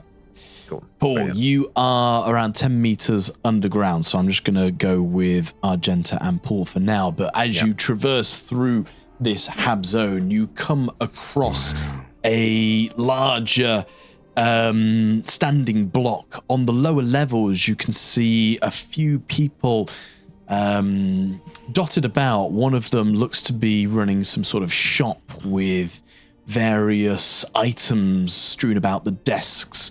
A couple of multi-tools, a few packages and boxes here, there, and everywhere. He's calling out to people, but nobody's visiting at the minute. You can see there's a makeshift metal bridge that's taking you across a very murky river, in quotation marks. I certainly wouldn't want to go in it. And on the far side, you can see a metal staircase leading up to higher levels. Paul, underground, as you keep traversing, you're probably somewhere about here. As you get around about here, you can hear the humming, vroom, vroom, vrooming going a bit louder, as there's clearly some sort of engine or motor running above you. And as you keep heading down the tunnel, a small spark of small shard of light kind of beams down in front of you, and as you look up, there is a 90-degree shaft that's taking you up, and you can hear muffled voices coming from up the shaft. How high does the shaft above me go? Ooh, easily into the... I mean, I suppose you could use your psychic ball to go up it. Yes, I will cast it up to give myself some kind of like sense of scale, but if there's light coming from below, would I be able to determine how far away that light is? Yeah, you can tell that it's going to be at least 20 meters to the top, maybe 15 to 20 meters to the top. Yeah, that's a bit of a climb, isn't it? But I could try and hover myself up if needs be. I'm going to try and be as quiet as I can, strain my ears to try and sort of see if I can hear or discern what the voices echoing down are saying. Okay. Roll me a stealth check, please. Stealth? Ooh, not my strong suit. Hey, so you're trying to be as quiet as possible. Yeah, no, I know. It might not be possible to be quiet. Oh my god! No, I surprised myself. What a roll! What a we go. roll! Rough crit. Well, shit. That is exactly 2 icons more than you needed. Yay! You are the wind compared to what Paul is normally like, as you pad foot through this Clump, this clump. yeah this ventilation shaft as sorts. You get right underneath this tunnel that's now going straight up at a vertical 90-degree angle, and as you approach it, you can hear some muffled voices. It's hard to you come across it, you hear 2 distinct muffled voices. One of them is of a higher pitch than the other. They both sound feminine to you. But you said you're trying to sort of strain your hearing, are you? Yes, to try and hear what they're saying as much as I can. I want an awareness test because you're so far away from them. It's not going to be the easiest. Could I see if I could make it easier for myself by temporarily disabling the sound of the whirring?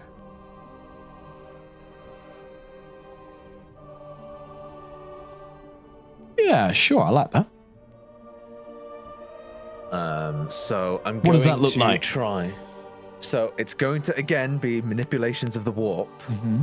but I remember a couple of meters behind me, the sound of a machine, and I have a range of 25 meters on subvert machine. Mhm. So I'm just going to try and sort of feel for the source of the mechanical thing that's creating the noise, and I'm going to attempt to open my mind to the warp, reach out, and kind of like jam the rotating shaft, or jam the thing that is moving to stop it from moving, therefore stopping it from making the sound, Mm-hmm. hopefully making the overall area that I'm in quieter and thus easier to hear the voices. Sure. And this is your third This will be psychic my power, third one. so there's no additional DN to the third one, is there? Oh yeah, correct. No, hang on, wait, no, because I still need the 2 for the ones that I'm holding. So, it's yeah, still as plus in no additional, as in. Oh, it's it not plus does- 6, for yeah, example. yeah, exactly. Yeah. Subvert machine plus 4. Its normal DN is plus 4, so 4 plus 4 is 8. That's maths. Suddenly, this is a very difficult subvert machine. But that's okay. He forgot to take the wrath away, but that's fine. You've I not passed did. yet. That's okay. I've got Wrath. You got wrath, baby. Oh, meets beats. Meets beats. Describe what this looks like as you tinker with these blessed machines.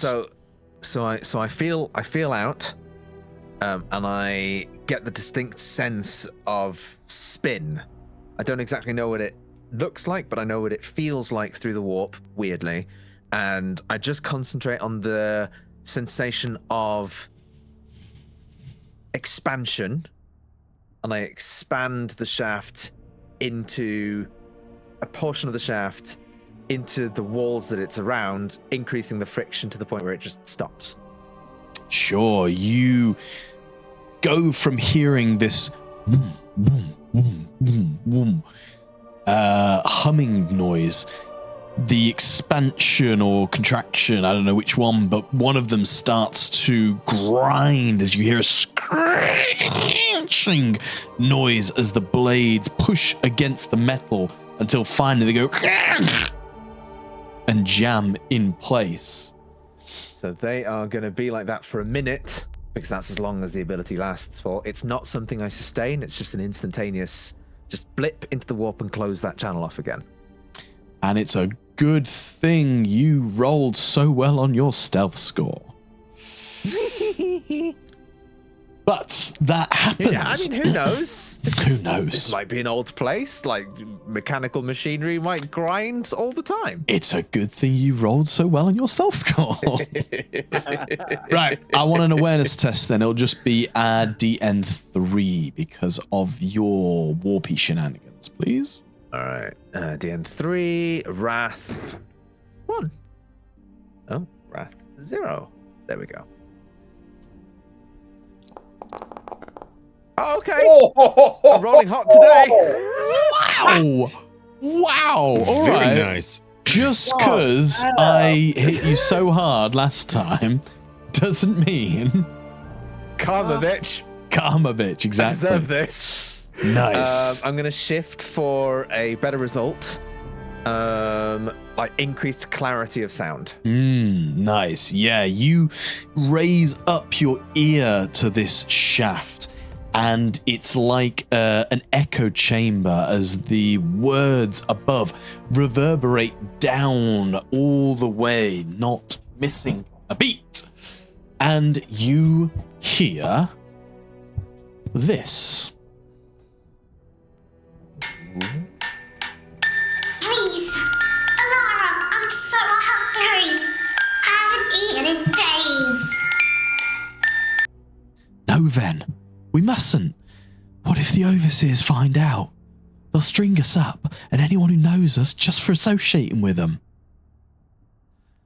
But it's not like that. She I'm even gonna have to told stop me. you. I don't know if you know that there is a childlike, tinging melody in the background of that one voice. I You it was there. I knew it was there. I thought I turned it off, but thank you. That was terrifying. It was quite terrifying. It's not like that. She even told me so. The good people, they just want to help. He said they handed out food and medicine. He said they were kind to him, embraced him, like the Imperium. He said that they welcomed him and treated him like a human being. Not just some servitor. Ben, listen to me. When Martin Parr died, I promised that I would protect you. We cannot go falling in with a bunch of cultists. They're dangerous people. Right? These dangerous people, these doomed youth. I heard it was them that poisoned the food supply. It's their fault that we're in this mess in the first place.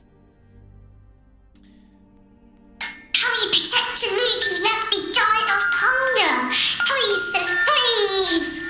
I can't go on like this. I nearly passed out on the line yesterday. I said no then, and that's final.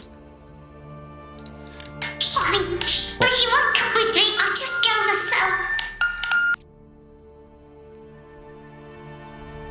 Is what the you name? I hear. heard Ven and Elara. Ilara. Okay, one doubting, one saying they're good people. Gearhart and Argenta from up above, about 10-ish meters up from where you are, the second level of the Had block. You see someone running out of a door. How am I going to do this? Can I do it like this? Because it's a different scene. If I do this, can you see? Yeah, I can see yes. a girl. Yeah. You see this young girl rushing out, and she puts a hand over the side rail. But these are things that happen.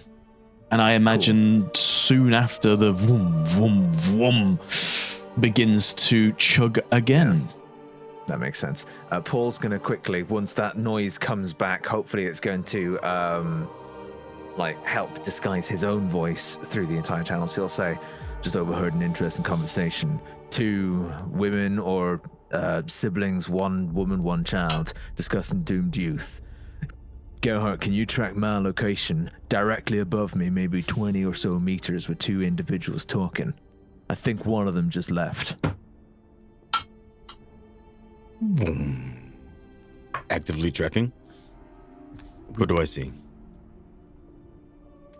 We did see a little girl just run past.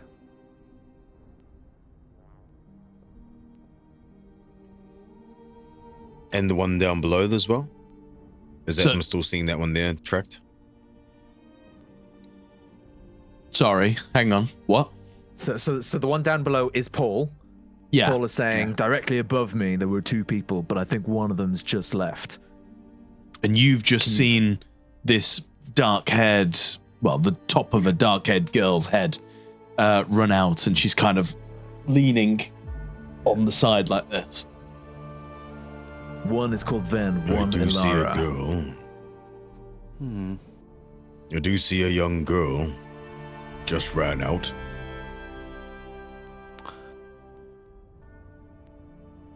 I'm unsure which one's which, but one trusts the doomed youth. The other one is afraid of him.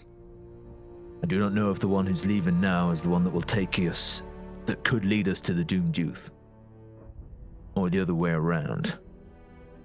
Because obviously, Paul's not been able to see whose voice belongs to who. You have not. You didn't dare float up. No. He'll float Well, down did one here. of them sound like an 8-year-old?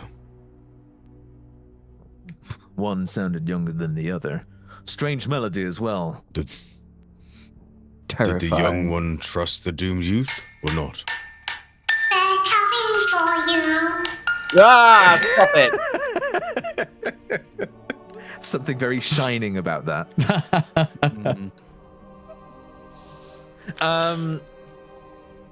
I think it was the kid that was pro doomed youth, and it was the older one that was looking after them. He can't even remember the nuggets he got dropped seconds ago. No, it was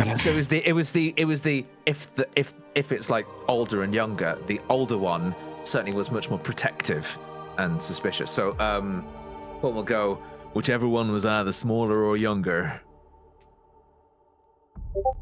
seems to trust the doomed youth. I'm looking at a girl, probably no older than 10. Ran out of somewhere your direction. That may be the one. Don't lose track of her. She might take us to the doomed youth. She's desperate, though, for food, nourishment. I do not think this is... Whatever the doomed youth are, I do not think that she's converted yet, or whatever. Does anyone have any rations?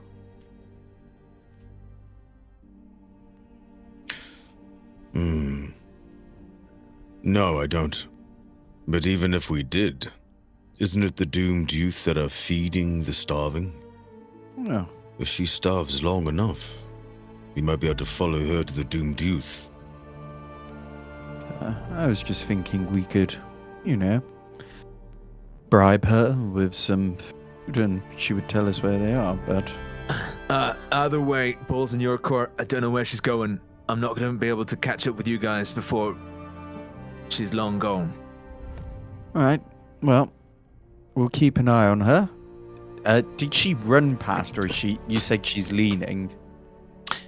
Yeah, so she has... So your ground level, from what you can see, so you can see these sort of shops downstairs that obviously you can see all the way through. Above that, there's another level, and you've seen the girl run out of what we would call the first floor, and is now with a head leant against the wall or the railing. Okay, cool. Yes, Alright, Gerhard. I'd say to Agenta, maybe meet up with Paul.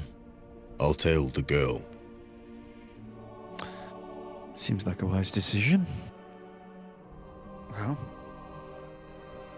Paul? Foxcast. Are you at the end of your tunnel, or No, are the you still going? shaft continues forward. I'm just behind what appears to be a 20-foot vertical ventilation shaft. It will not be an easy climb, but I can keep going down at my level. And exit wherever that happens to be. Well, maybe just hold on a second and we could... If you've got the rope, I can maybe climb out here. Okay. Or hover up. Either way, I will come out by the one that remained. Okay, well, Gerhard, can you point me in the direction of the room that this other person is? I'll go in there, meet with Paul, welcome this new fellow, and you keep an eye on the little one. I will point the direction of where... What's the person you're looking for? Just wherever Paul is. Like, and yeah. I would scan and like that way. Okay. She would go in that direction, up the stairs, and into whichever room correlates to where he's pointing. And Okay. I guess, is there a door? Or is it just open shack?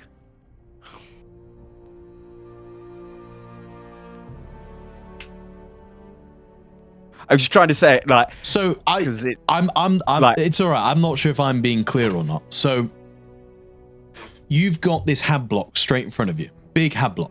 Yeah. Okay. Paul is underneath. He's heard all I'm this. 20 meters in the ground. You've then seen this little girl run out onto you know like the old London apartments or the old London flats that have got like they've got like a little balcony in between all the different flats.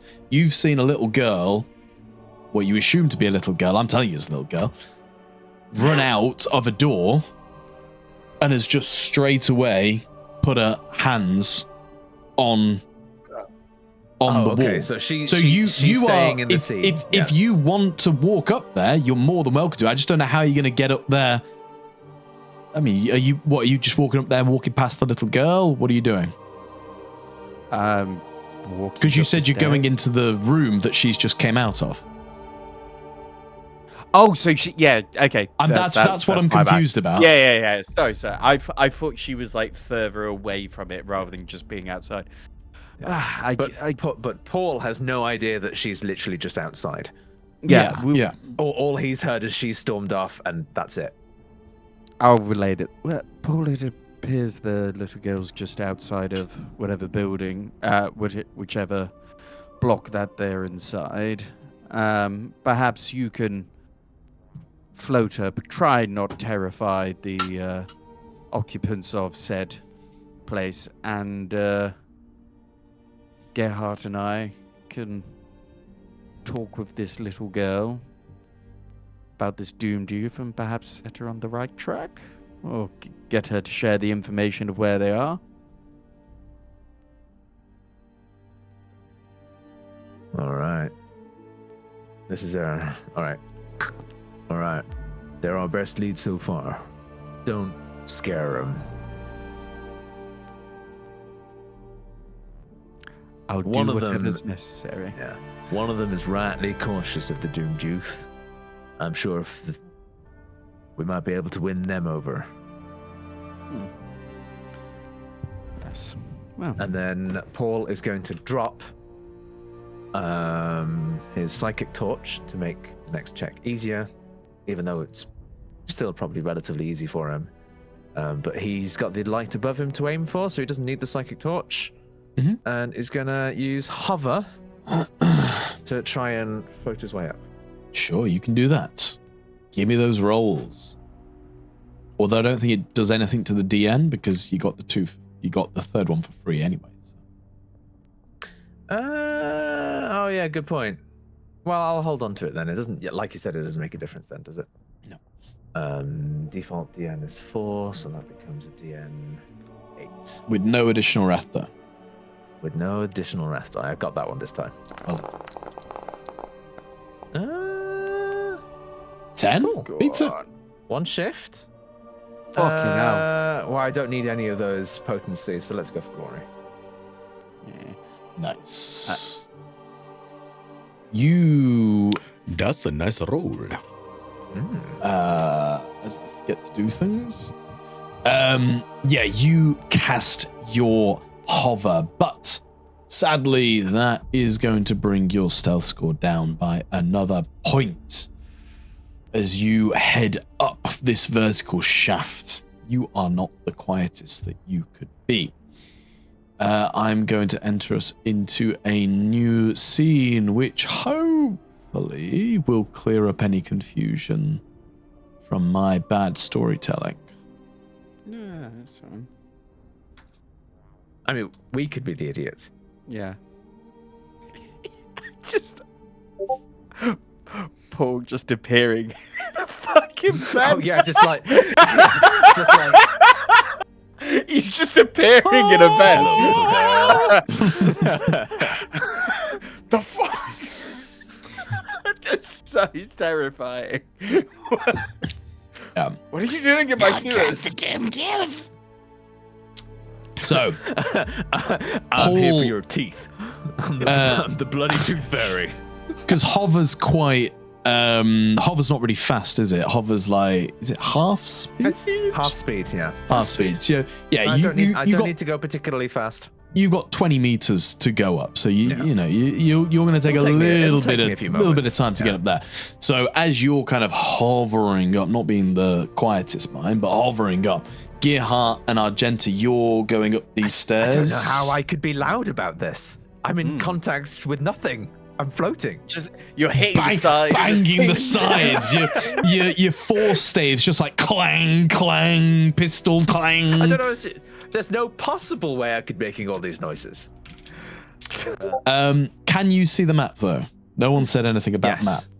Okay, they can see the map. Good. I can see. Yeah. Right. So, So as Lord you Gerhard, as you begin to approach this building, Argenta and Gearhart, you do see a taller, thin woman come out from behind the child, who looks like this. You see her for a moment before she crouches down and begins to mutter something. She looks like she went into a hairdresser's and says, "I want only bangs, Give me the bangs. Just bangs. but nothing else." Pure bangs. I don't know. There's certain places in London she like would not like go amiss. Oh, she appears to be from Shoreditch. They look related. Funny that. Funny that, yeah. Lord Gerhard, I think maybe we should play the good RBT is bad Inquisitor.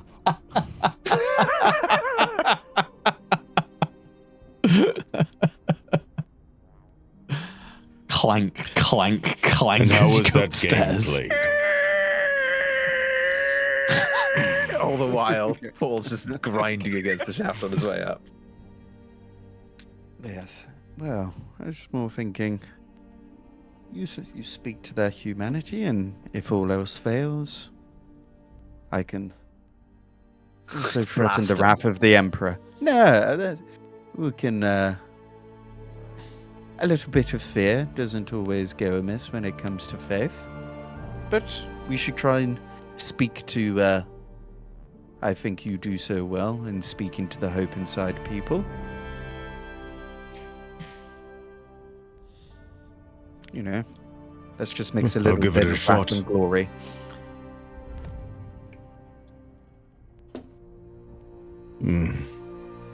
I could try to be upfront about what we've heard. Yes. Right. Right. Gerhard gets himself ready and walks forward. Citizens, You're downstairs. That's not terrifying. Citizens, I come in peace. Do not be alarmed. Are you? I'm assuming you're going up with Argentia. Yeah. And then saying, citizens. Cool. So the clonk, clonk, clonk, clonk of power armor going up these metallic stairs. You turn the corner and you see these two females, woman and a young girl. They are crouched down and they have fear in their eyes as you call out with citizens. The young girl is visibly shaken by the sound of your voice. I said, do not be alarmed. Stop being alarmed. Why are you so alarmed? Gerhard is going to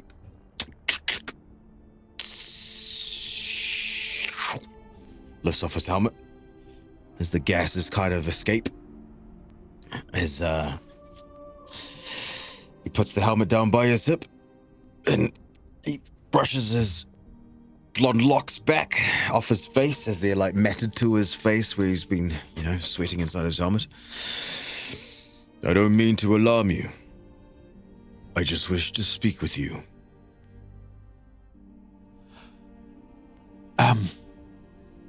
What could you possibly want with us?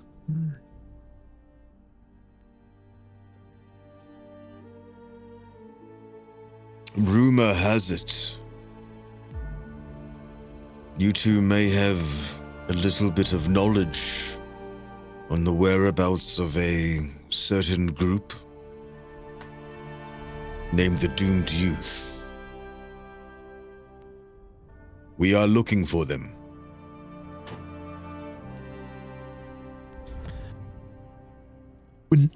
We're not heretics. She's not a heretic.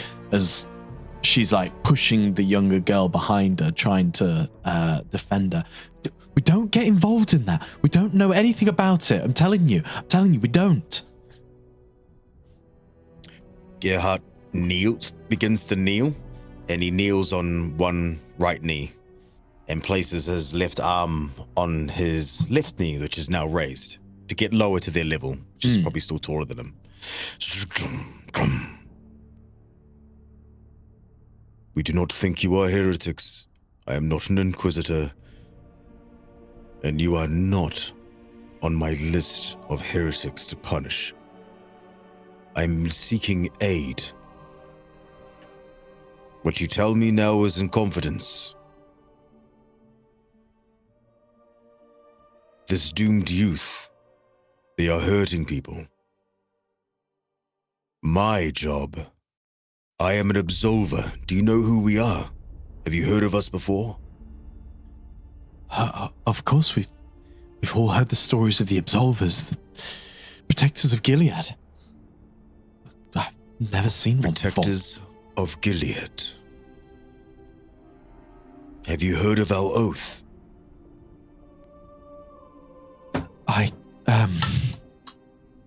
My lord? No. It is a sacred one. It is one that we all take when becoming an absolver. It is called the Oath of Gilead. It means to protect this system and all those that reside within it. To protect the people, namely you. I am here because your lives and those who have gone missing are at stake. I am trying to find those who are guilty of hurting the people of Gilead so that I may fulfill my oath to protect the people. That is all I ask, is your cooperation, so I may protect you. I am not an inquisitor. You are not off to the cells.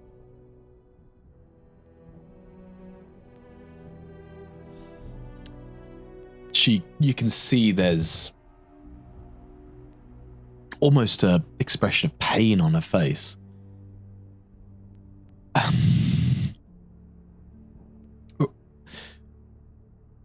Come inside, and then I'm sure we'll tell you everything she knows, okay?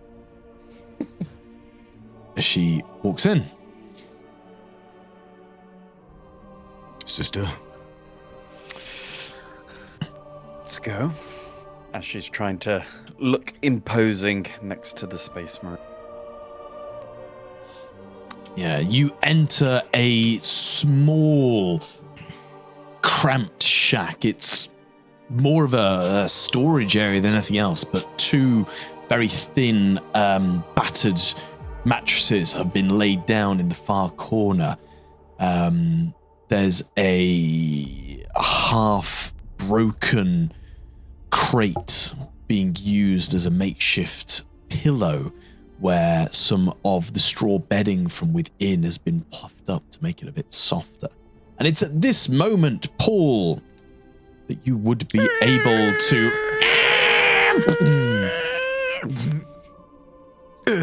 pull yourself out of the Just gonna try and vent. Squeeze through.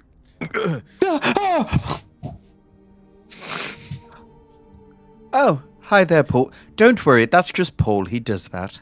Why Sorry was he about in the subterfuge. He's the only one that could fit. That about covers it. I'm sorry for scaring the two of you, but I couldn't help but overhear what you were just saying. Yeah. Gerhardt trying to ease the tension of Paul squeezing through a small shaft into their little tiny home. Once again, tries to find somewhere to sit, or at least if he can't, he'll kneel down again. And as he does so, he looks around the whole place. He goes, "Quite a lovely home you have. Now, you were speaking about the doomed youth. Go on then, tell them. I told you, tell them.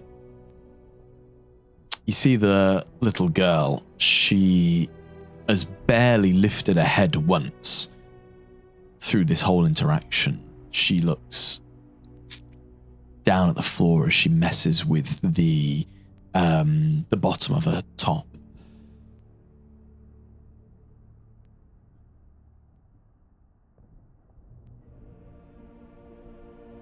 You can speak to me, child.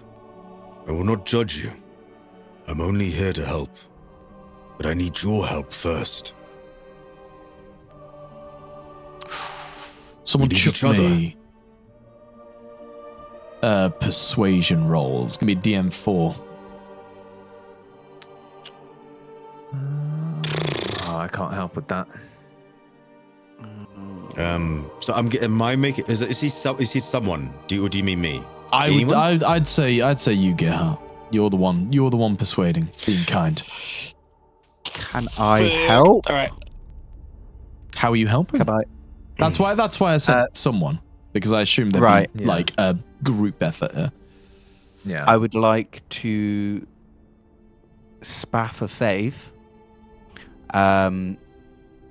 to use my holy powers with it, and what I'll be doing is recalling a scripture that she was told to kind of help with the situation. What does that scripture look like, Ed? Well, the abominable intelligence. There she goes. Do not mistake pity for clarity. Mercy without truth is merely ignorance wearing a kind face. And remember this, child. As my drill abbess once said, names are never enough. A foe you can name but not place is still a shadow. And shadows kill the careless and burn the souls of the unworthy. Now you, child, I think I could see a future sister in you. You seem like you may be worthy. Nice. And you also do your objective for today. Well done. 2 in 1. Sure. So that will be a persuasion with a +3. I'm not going to undermine this situation by doing my objective. 5.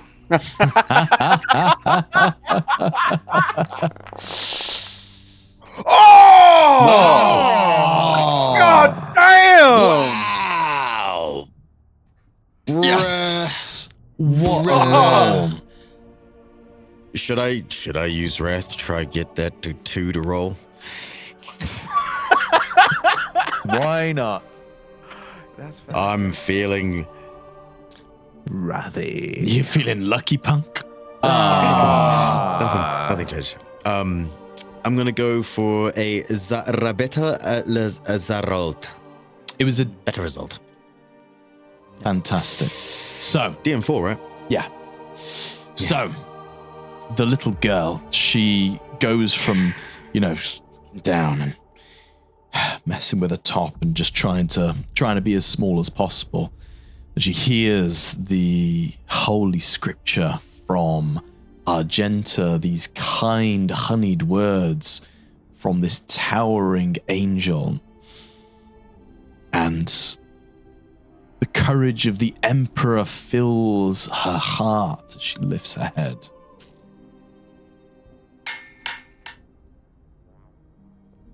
Alright. I've heard of them.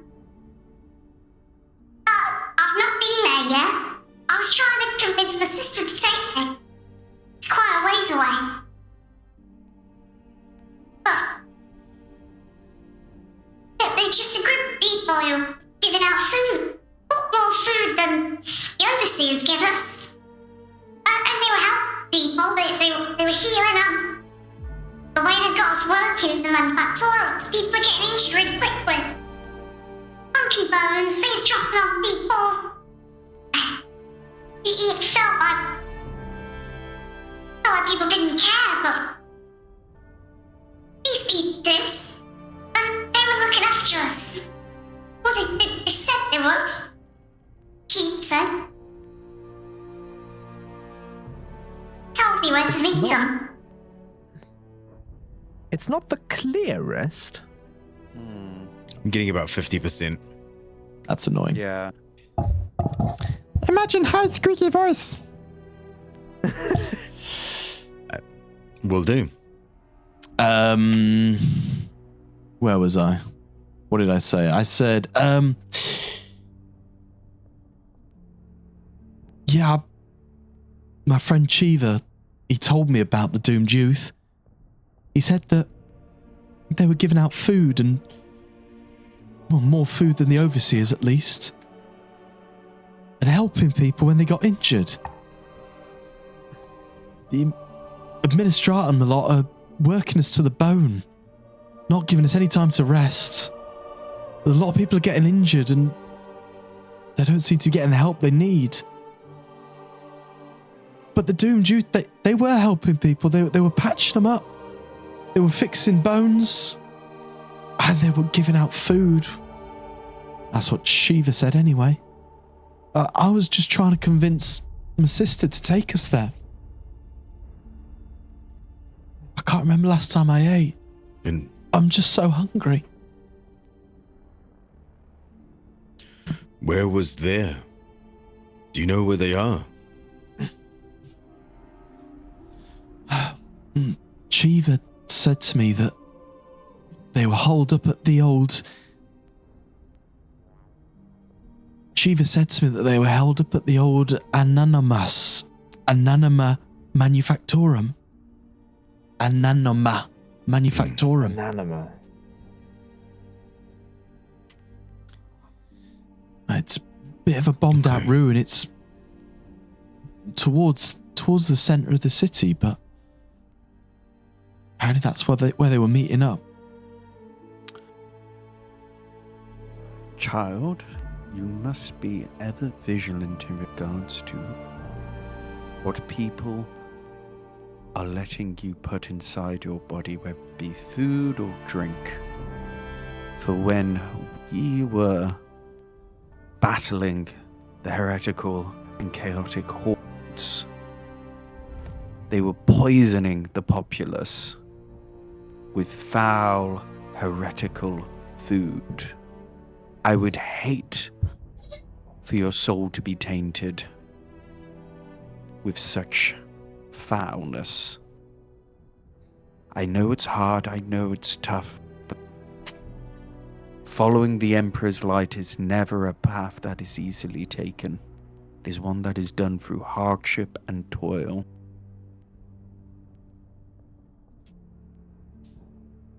I understand, sister. I'm just so hungry.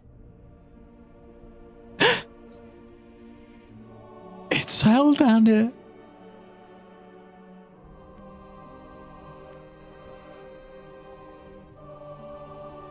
As the little girl starts sobbing, and Elara grabs her and embraces. Yes, Gerhard. Could I spend a point of wrath to narratively declare a giant rat skitters across the floor, and I throw my Asadi's combat knife at it.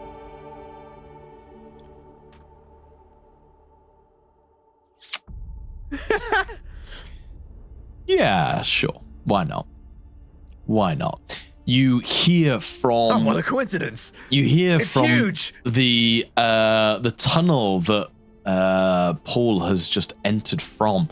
Fairly sizable rat skitters out as it sees a room full of people and starts to run off into a crammed hole in the wall to get away from you all. Roll me a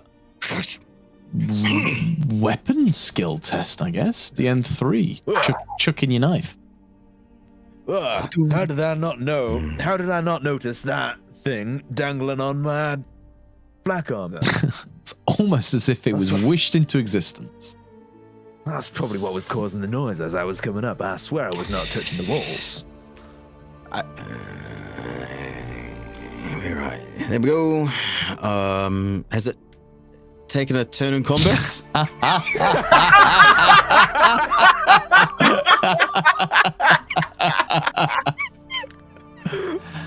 We're not in combat, so no. Oh, okay. Surprise My round. God. Surprise, motherfucker. Overkill. Triple kill. Oh my god. I'm Please going don't. to bet a result. Oh yes. To leave it so my knife doesn't completely sever the shit out of it. It's just enough to basically just to take off its head, leaving the body intact. Yeah, you hear the scuttling of this this beast flick the knife out, and the serrated edge just decapitates this rat, leaving the body headless. Gerhard is going to walk over to it, grab the knife, wipe it off against the fur of the rat, cleaning the absolver knife, putting it back in its hilt, grabs the tail, and then lays it on the table.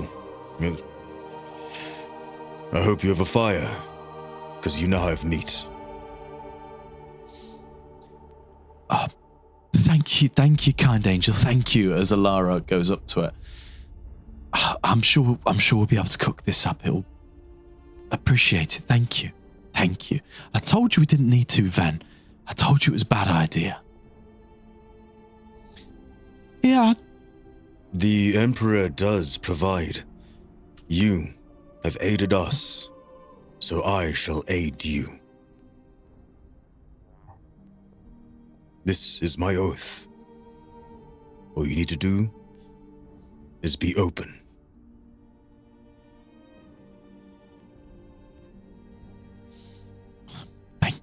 Thank you. As Alara picks up the rat and moves back onto the bed.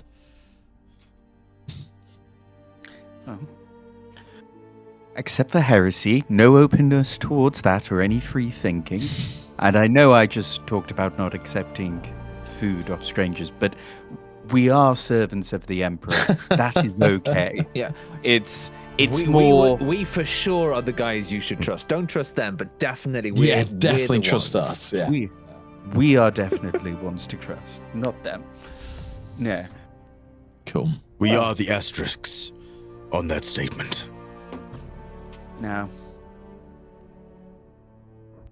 perhaps we should reach out to Chagrin with the information we know, and he might be able to point us in the right direction of where this manufacturer. Oh my gosh!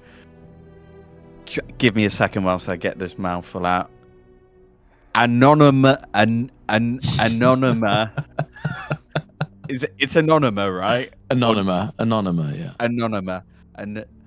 Anonymous. Anonymous. Hang on. I think you said anonymous. Anonymous. Anonymous. Oh, I got it the wrong way around. Anonymous. Nice. Anonymous. Anonymous. Panopticon. Latin Panopticon. words. Anonymous. So we could ask him where the direction the manufacturer of Anonymous is. Yeah, vox him in. Good citizens, do you know when these doomed youth tend to meet up at their locations? We wouldn't want to get there too early. Well, Chira just said to come when the sun gone down.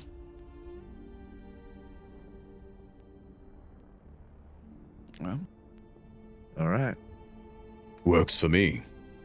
yes. Easier to stay hidden.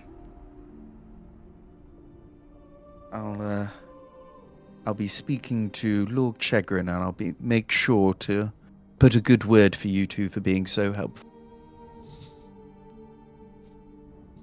They look at you kind of like, thank you, but we no idea what you're on about. Yeah, fair. Enjoy your rat, and thank you for your help.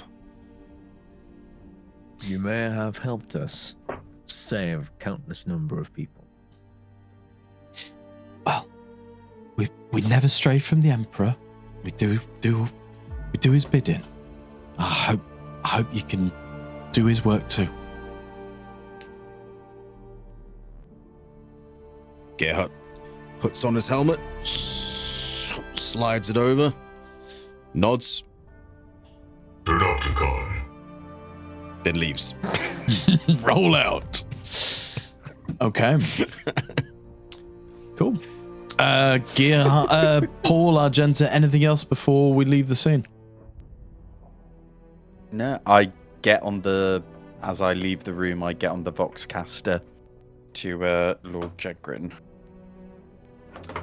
I'm pretty sure Lord Jagrin specifically said that he doesn't have a Vox speed because those are military issue. I thought that was Quinton that said that. No, He I thought also that said was, that. Oh, did he Reva. also say that? Fuck. Because neither of them are military. Veneska even. Yeah. Ah, okay then. I'm gonna ask then before we leave. Do you know which direction this manufactorum is? Any Center of the city, I thought.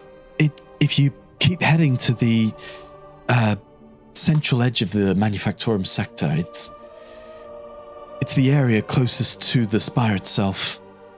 It's maybe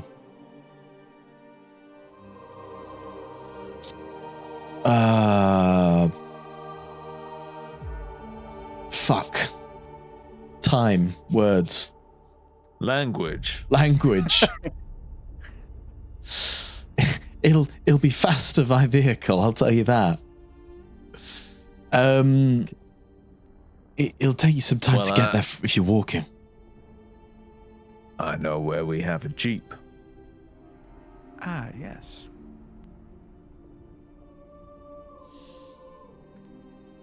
We can make our way there. Much obliged. And sorry for snooping around in your event. Just trying to find out where people had gone. That's all right. I'm doing the Emperor's work. And then Paul would also, a bit more softly, say, sorry to hear about your parents. If it helps, things do get better. I do know a little something about being taken or separated from your loved ones. Well, we all lost a lot in the siege. Things will get better. Seek the Emperor's light and the community within that light. Find a purpose, and you will find motivation. You've been brave so far. Chin up. You can keep going. She just silently nods to you as she remembers her parents. As a dry tear rolls down her cheek.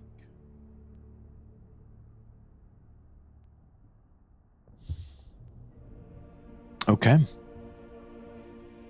What's your plan, guys? To the Batmobile. To the Batmobile.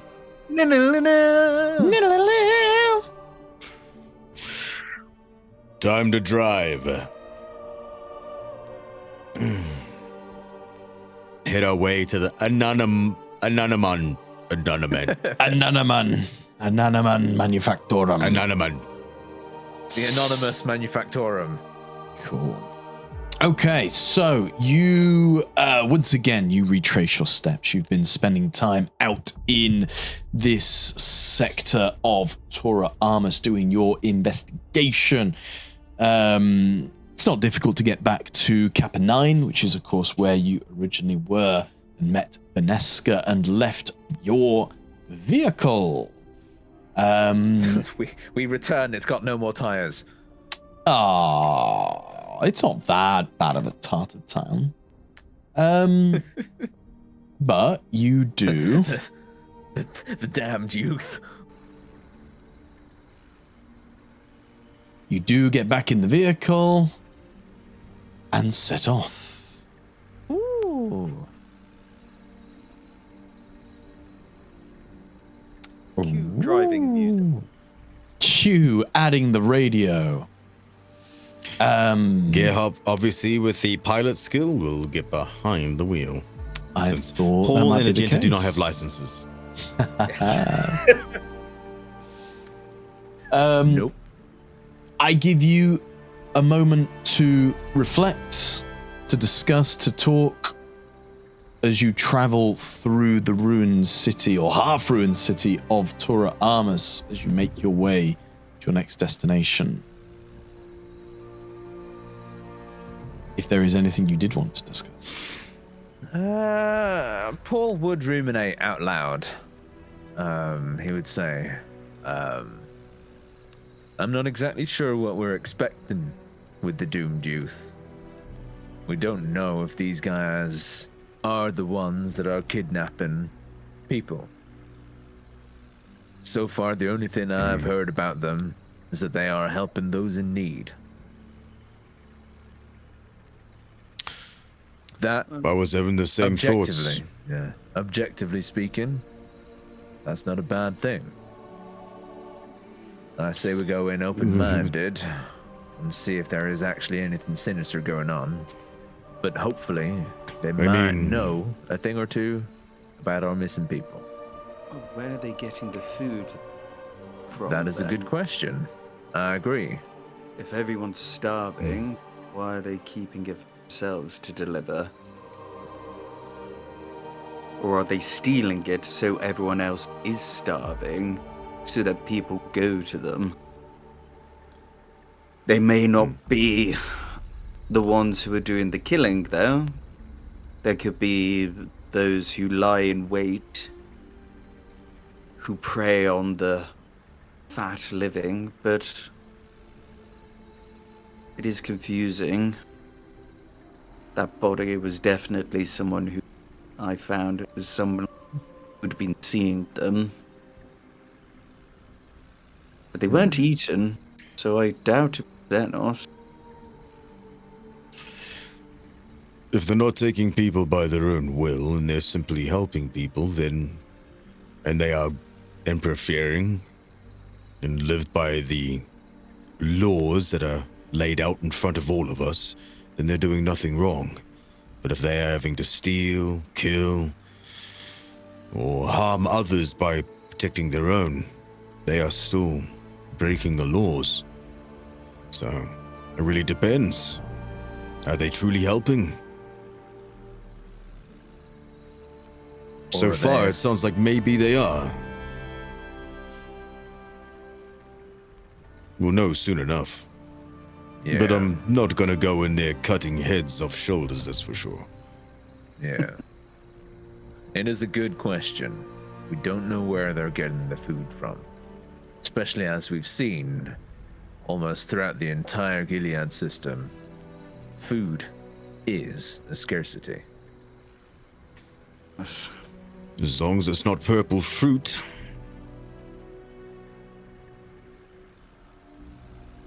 Yeah. So let's see. Let's go under a banner of peace Oh, if it's and see purple. what happens. Ugh. I do not again. Your internet is starting to be gay.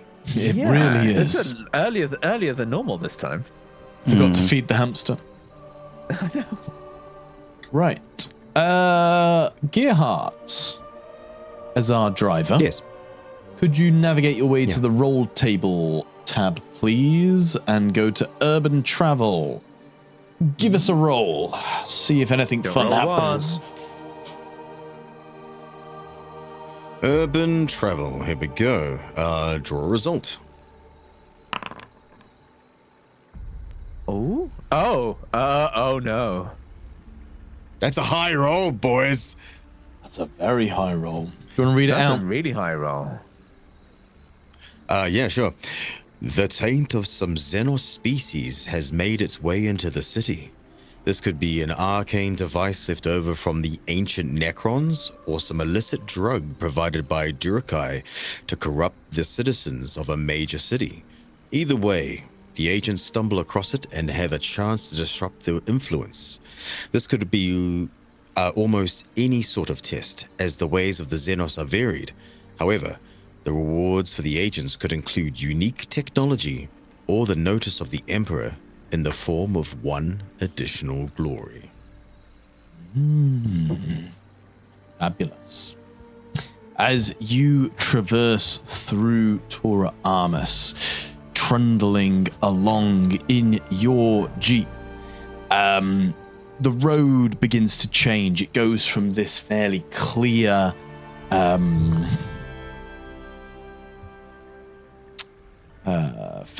flat road to being... Sorry, start again. You start to leave the partially cleared streets and bustling signs of industry, and you see what is really a ruin of a city. Clearly areas more central to the Spire with a target of heavier bombardment from the Astra Militarum artillery regiment. The roads are pocketed with craters. Rubble lays strewn about all over the place, and you're forced to bring your vehicle to a near crawl to navigate this inhospitable terrain.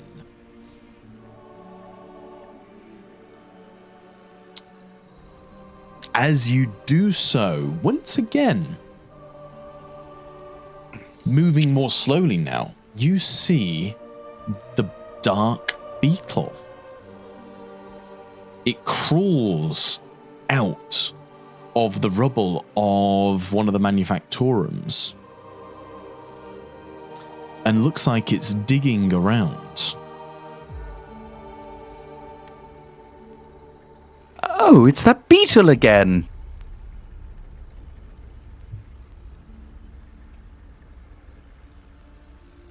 Like a I can't remember the beetle. six-legged... you ran it over last time. Yeah. Oh, that beetle. Jesus. Yeah. All right. It's sort of, I'd say it's about the size of Gearhart's gauntleted hand. Dark of color, slightly shiny. I believe it's got 6 legs. It's got a kind of a scaraby feel to it.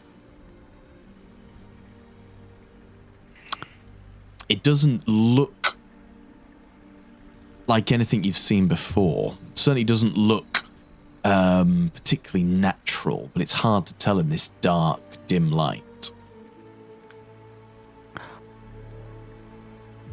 There must be a colony of these bugs somewhere. Oh well, you can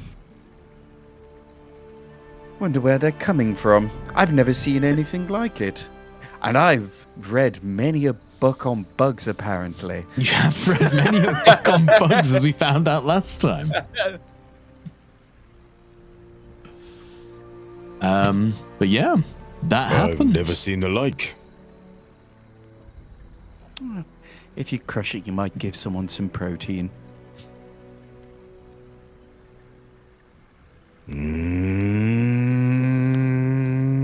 I really want to know Give what me- these beetles are about. Give me a pilot roll. It'd be DN4, please, get up.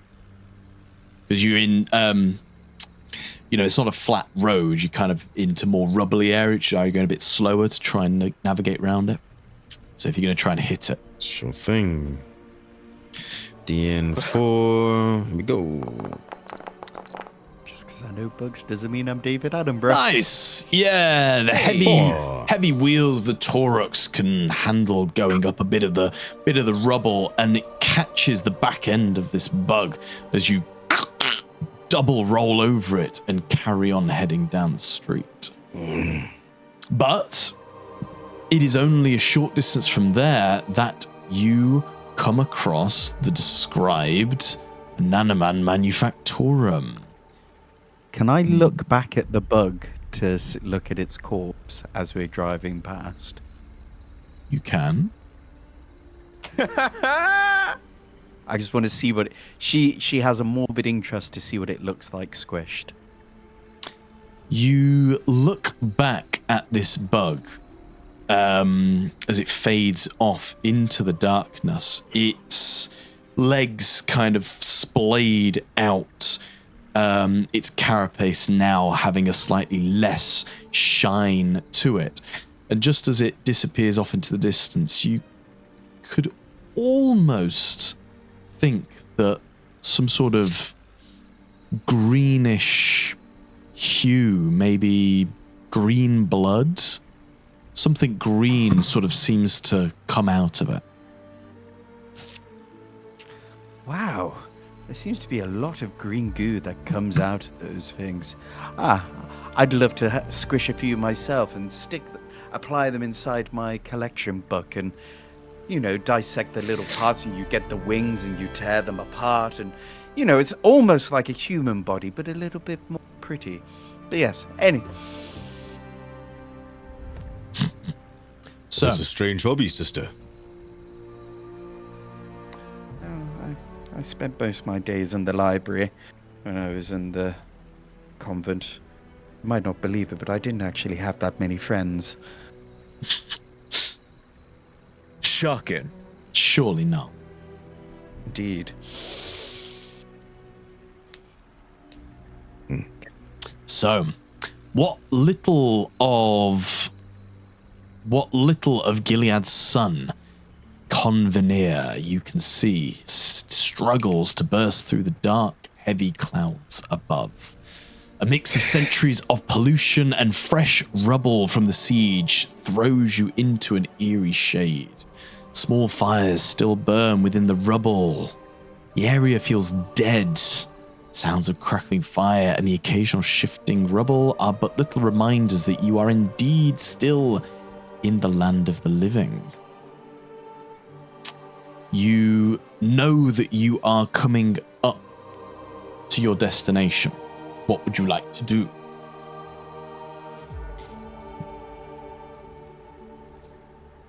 Get as close as we can. Or should we hold back and perhaps you getting close and be stealthy as you see what's going on and wait for your call in case you need someone? I don't know, or should we just go in? Well, we got two ways to go about this. We can go in loud or quiet. But if we are coming here on a diplomatic mission, then stealthy doesn't quite fit the bill. Diplomacy is palms up, open. Yeah. So, we either have to be diplomatic or we have to be quiet and ready to kick the doors in. But if we are caught while trying to be quiet, diplomacy is more than likely off the table.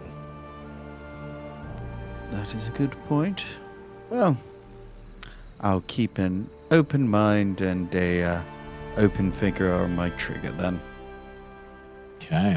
What time is it anyway? As Paul leans out, looks up at the sky. They said they meet just as the sun sets, right? Yeah, it's probably between 7 and 8 o'clock. Like, it's dark. It's getting dark.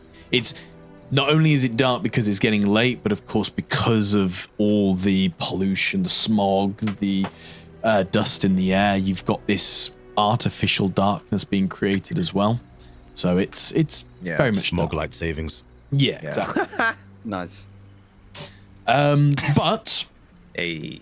as you carefully drive down this street, Gearhart, you're probably the first one to notice, but you do see a partially destroyed manufactorum. It looks like a rather large ordnance has gone through the roof, but has not actually exploded. So the roof area is slightly caved in, but the rest of it remains fairly intact, which is quite unusual for the surrounding buildings. And as you get closer, on the side of it in High Gothic is written Anonymon. You can see the large Gothic gate doors before you, or to your right. Just over here, Paul, Agenta. Pulling up now. We found the manufactorum. All right. Get yourselves ready. I'm ready. Judging by the light, I reckon there's a good chance that they're already here. Hope so. As long as we haven't scared them off. I was worried about that if we were here early.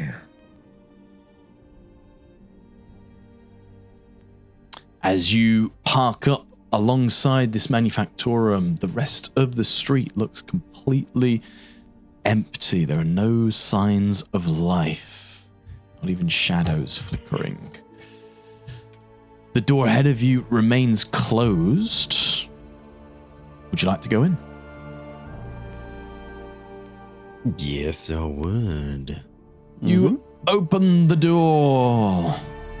Amazing. And as you pull Done it. open the large double-breasted doors, you enter a scene that is more brightly lit than you were imagining. There are candles dotted about, their wicks flickering in the gloom. The large Imperial Aquila beneath your feet, tarnished and oxidized, but still intact. Relatively well kept lighting-wise for an abandoned manufactorum, don't you think? Looks like we've found the right spot. You find yourselves in a almost like a reception area here with a large door before you. You open that door and there is a metallic corridor heading off in both directions, but as you turn looking left and right, it looks like the walls have slightly caved in, perhaps from misuse, but there is a door in front of you. You can hear the sounds of heated discussion behind those doors. There is lots of murmuring and commotion, and one particular voice that seems louder.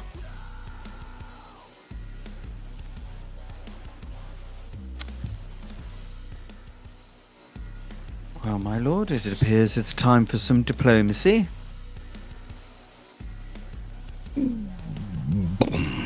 I'm gonna scan and just counting. Nice. As they roll, You- kind of popping up. Ping out, and you are getting a large amount of bodies directly ahead of you through these double doors. Let me count.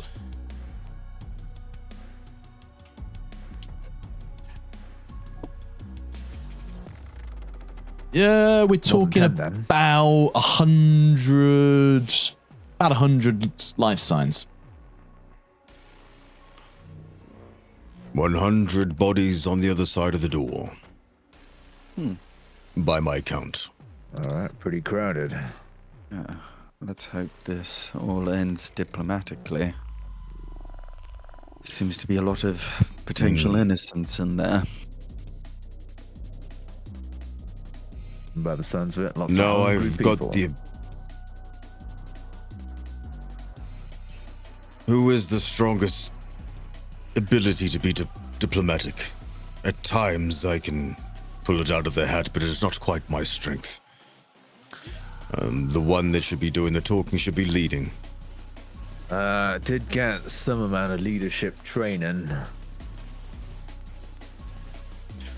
Well, of course, Lord Commissar, I would have thought nothing less.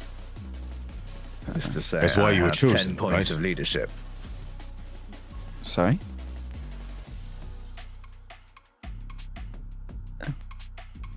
Well, if you have the highest After you, leadership, Lord Commissar, All right. Let's see what happens. The door Paul walks explodes. Paul dies. To the door. Places a hand on the handle. Loses his hand. traps. Don't put words in the GM's mouth, all right? Let me kill you the way I want to kill you, Paul, okay? Let me have this. When you die, you won't see it coming, you little bastard. Yeah, you fucker. And Death by opens- sodomy!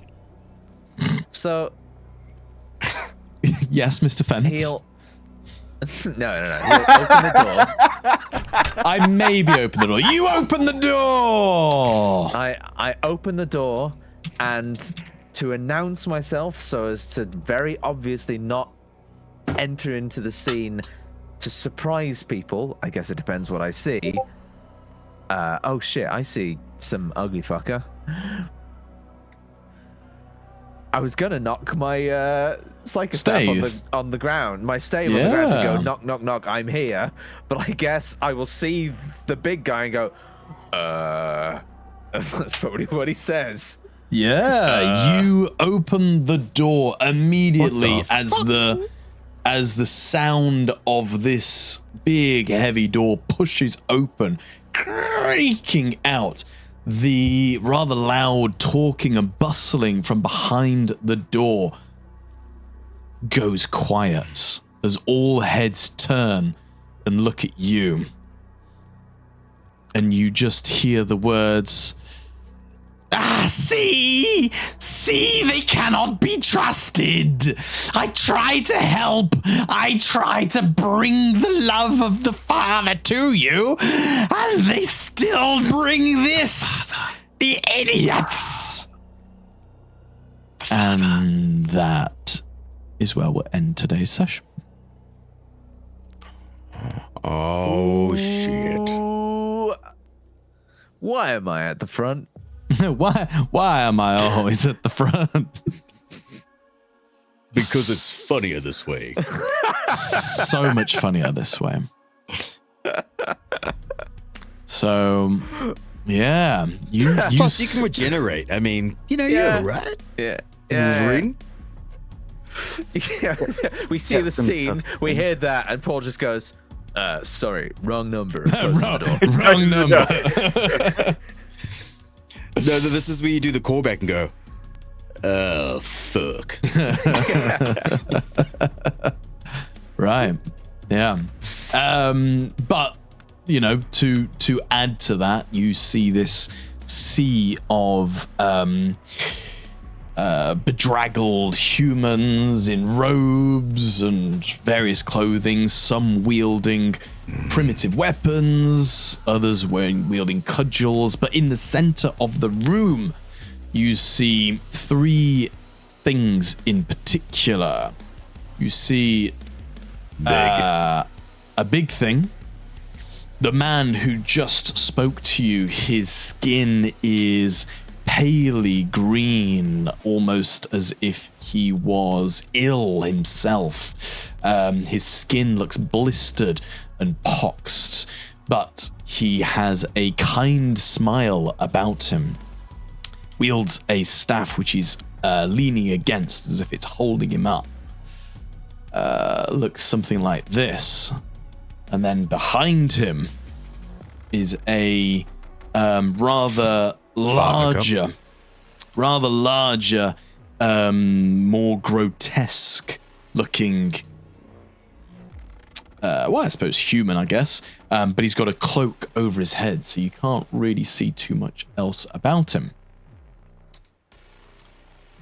And then yes, I can do it. in the center, there is a much, much larger creature. This thing is taller even than Gearhart.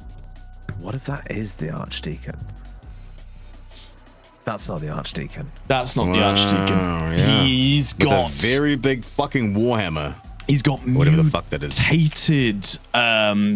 Mutated arms and claw-like appendages poking out of his skin. His head looks like it's slightly twisted, but his tongue is drooling down his chin, almost in a placid, docile state. There is a rather large sledgehammer held limply by his right-hand side. The artwork has him standing over a fucking Astartes. Nah, you're fine. Look. He's on the ground on top of him. That is the artwork showing. This guy fucks up. He fucks up Space Marines. Nah. All right. Nah. Great. But that happens. So, yeah. They- That's still be fine. I mean, peaceful. Paul's in front anyway, so he only fucks up Diplomacy Space is, Marines. Diplomacy is still on the cards. Diplomacy is still on the cards. So let's talk about this father. I mean, And we will say bye-bye stream. Bye-bye, stream. bye-bye. I'm definitely not in trouble. Wasn't it before? It was like is it the grandfather? Before was it the It was father? I can't remember. Grandfather, isn't it? Nurgle's grandfather. Oh, That's yeah. the one. He would have said grandfather. Sorry, not father. But Oh, bye-bye did stream. he say Ah. Okay,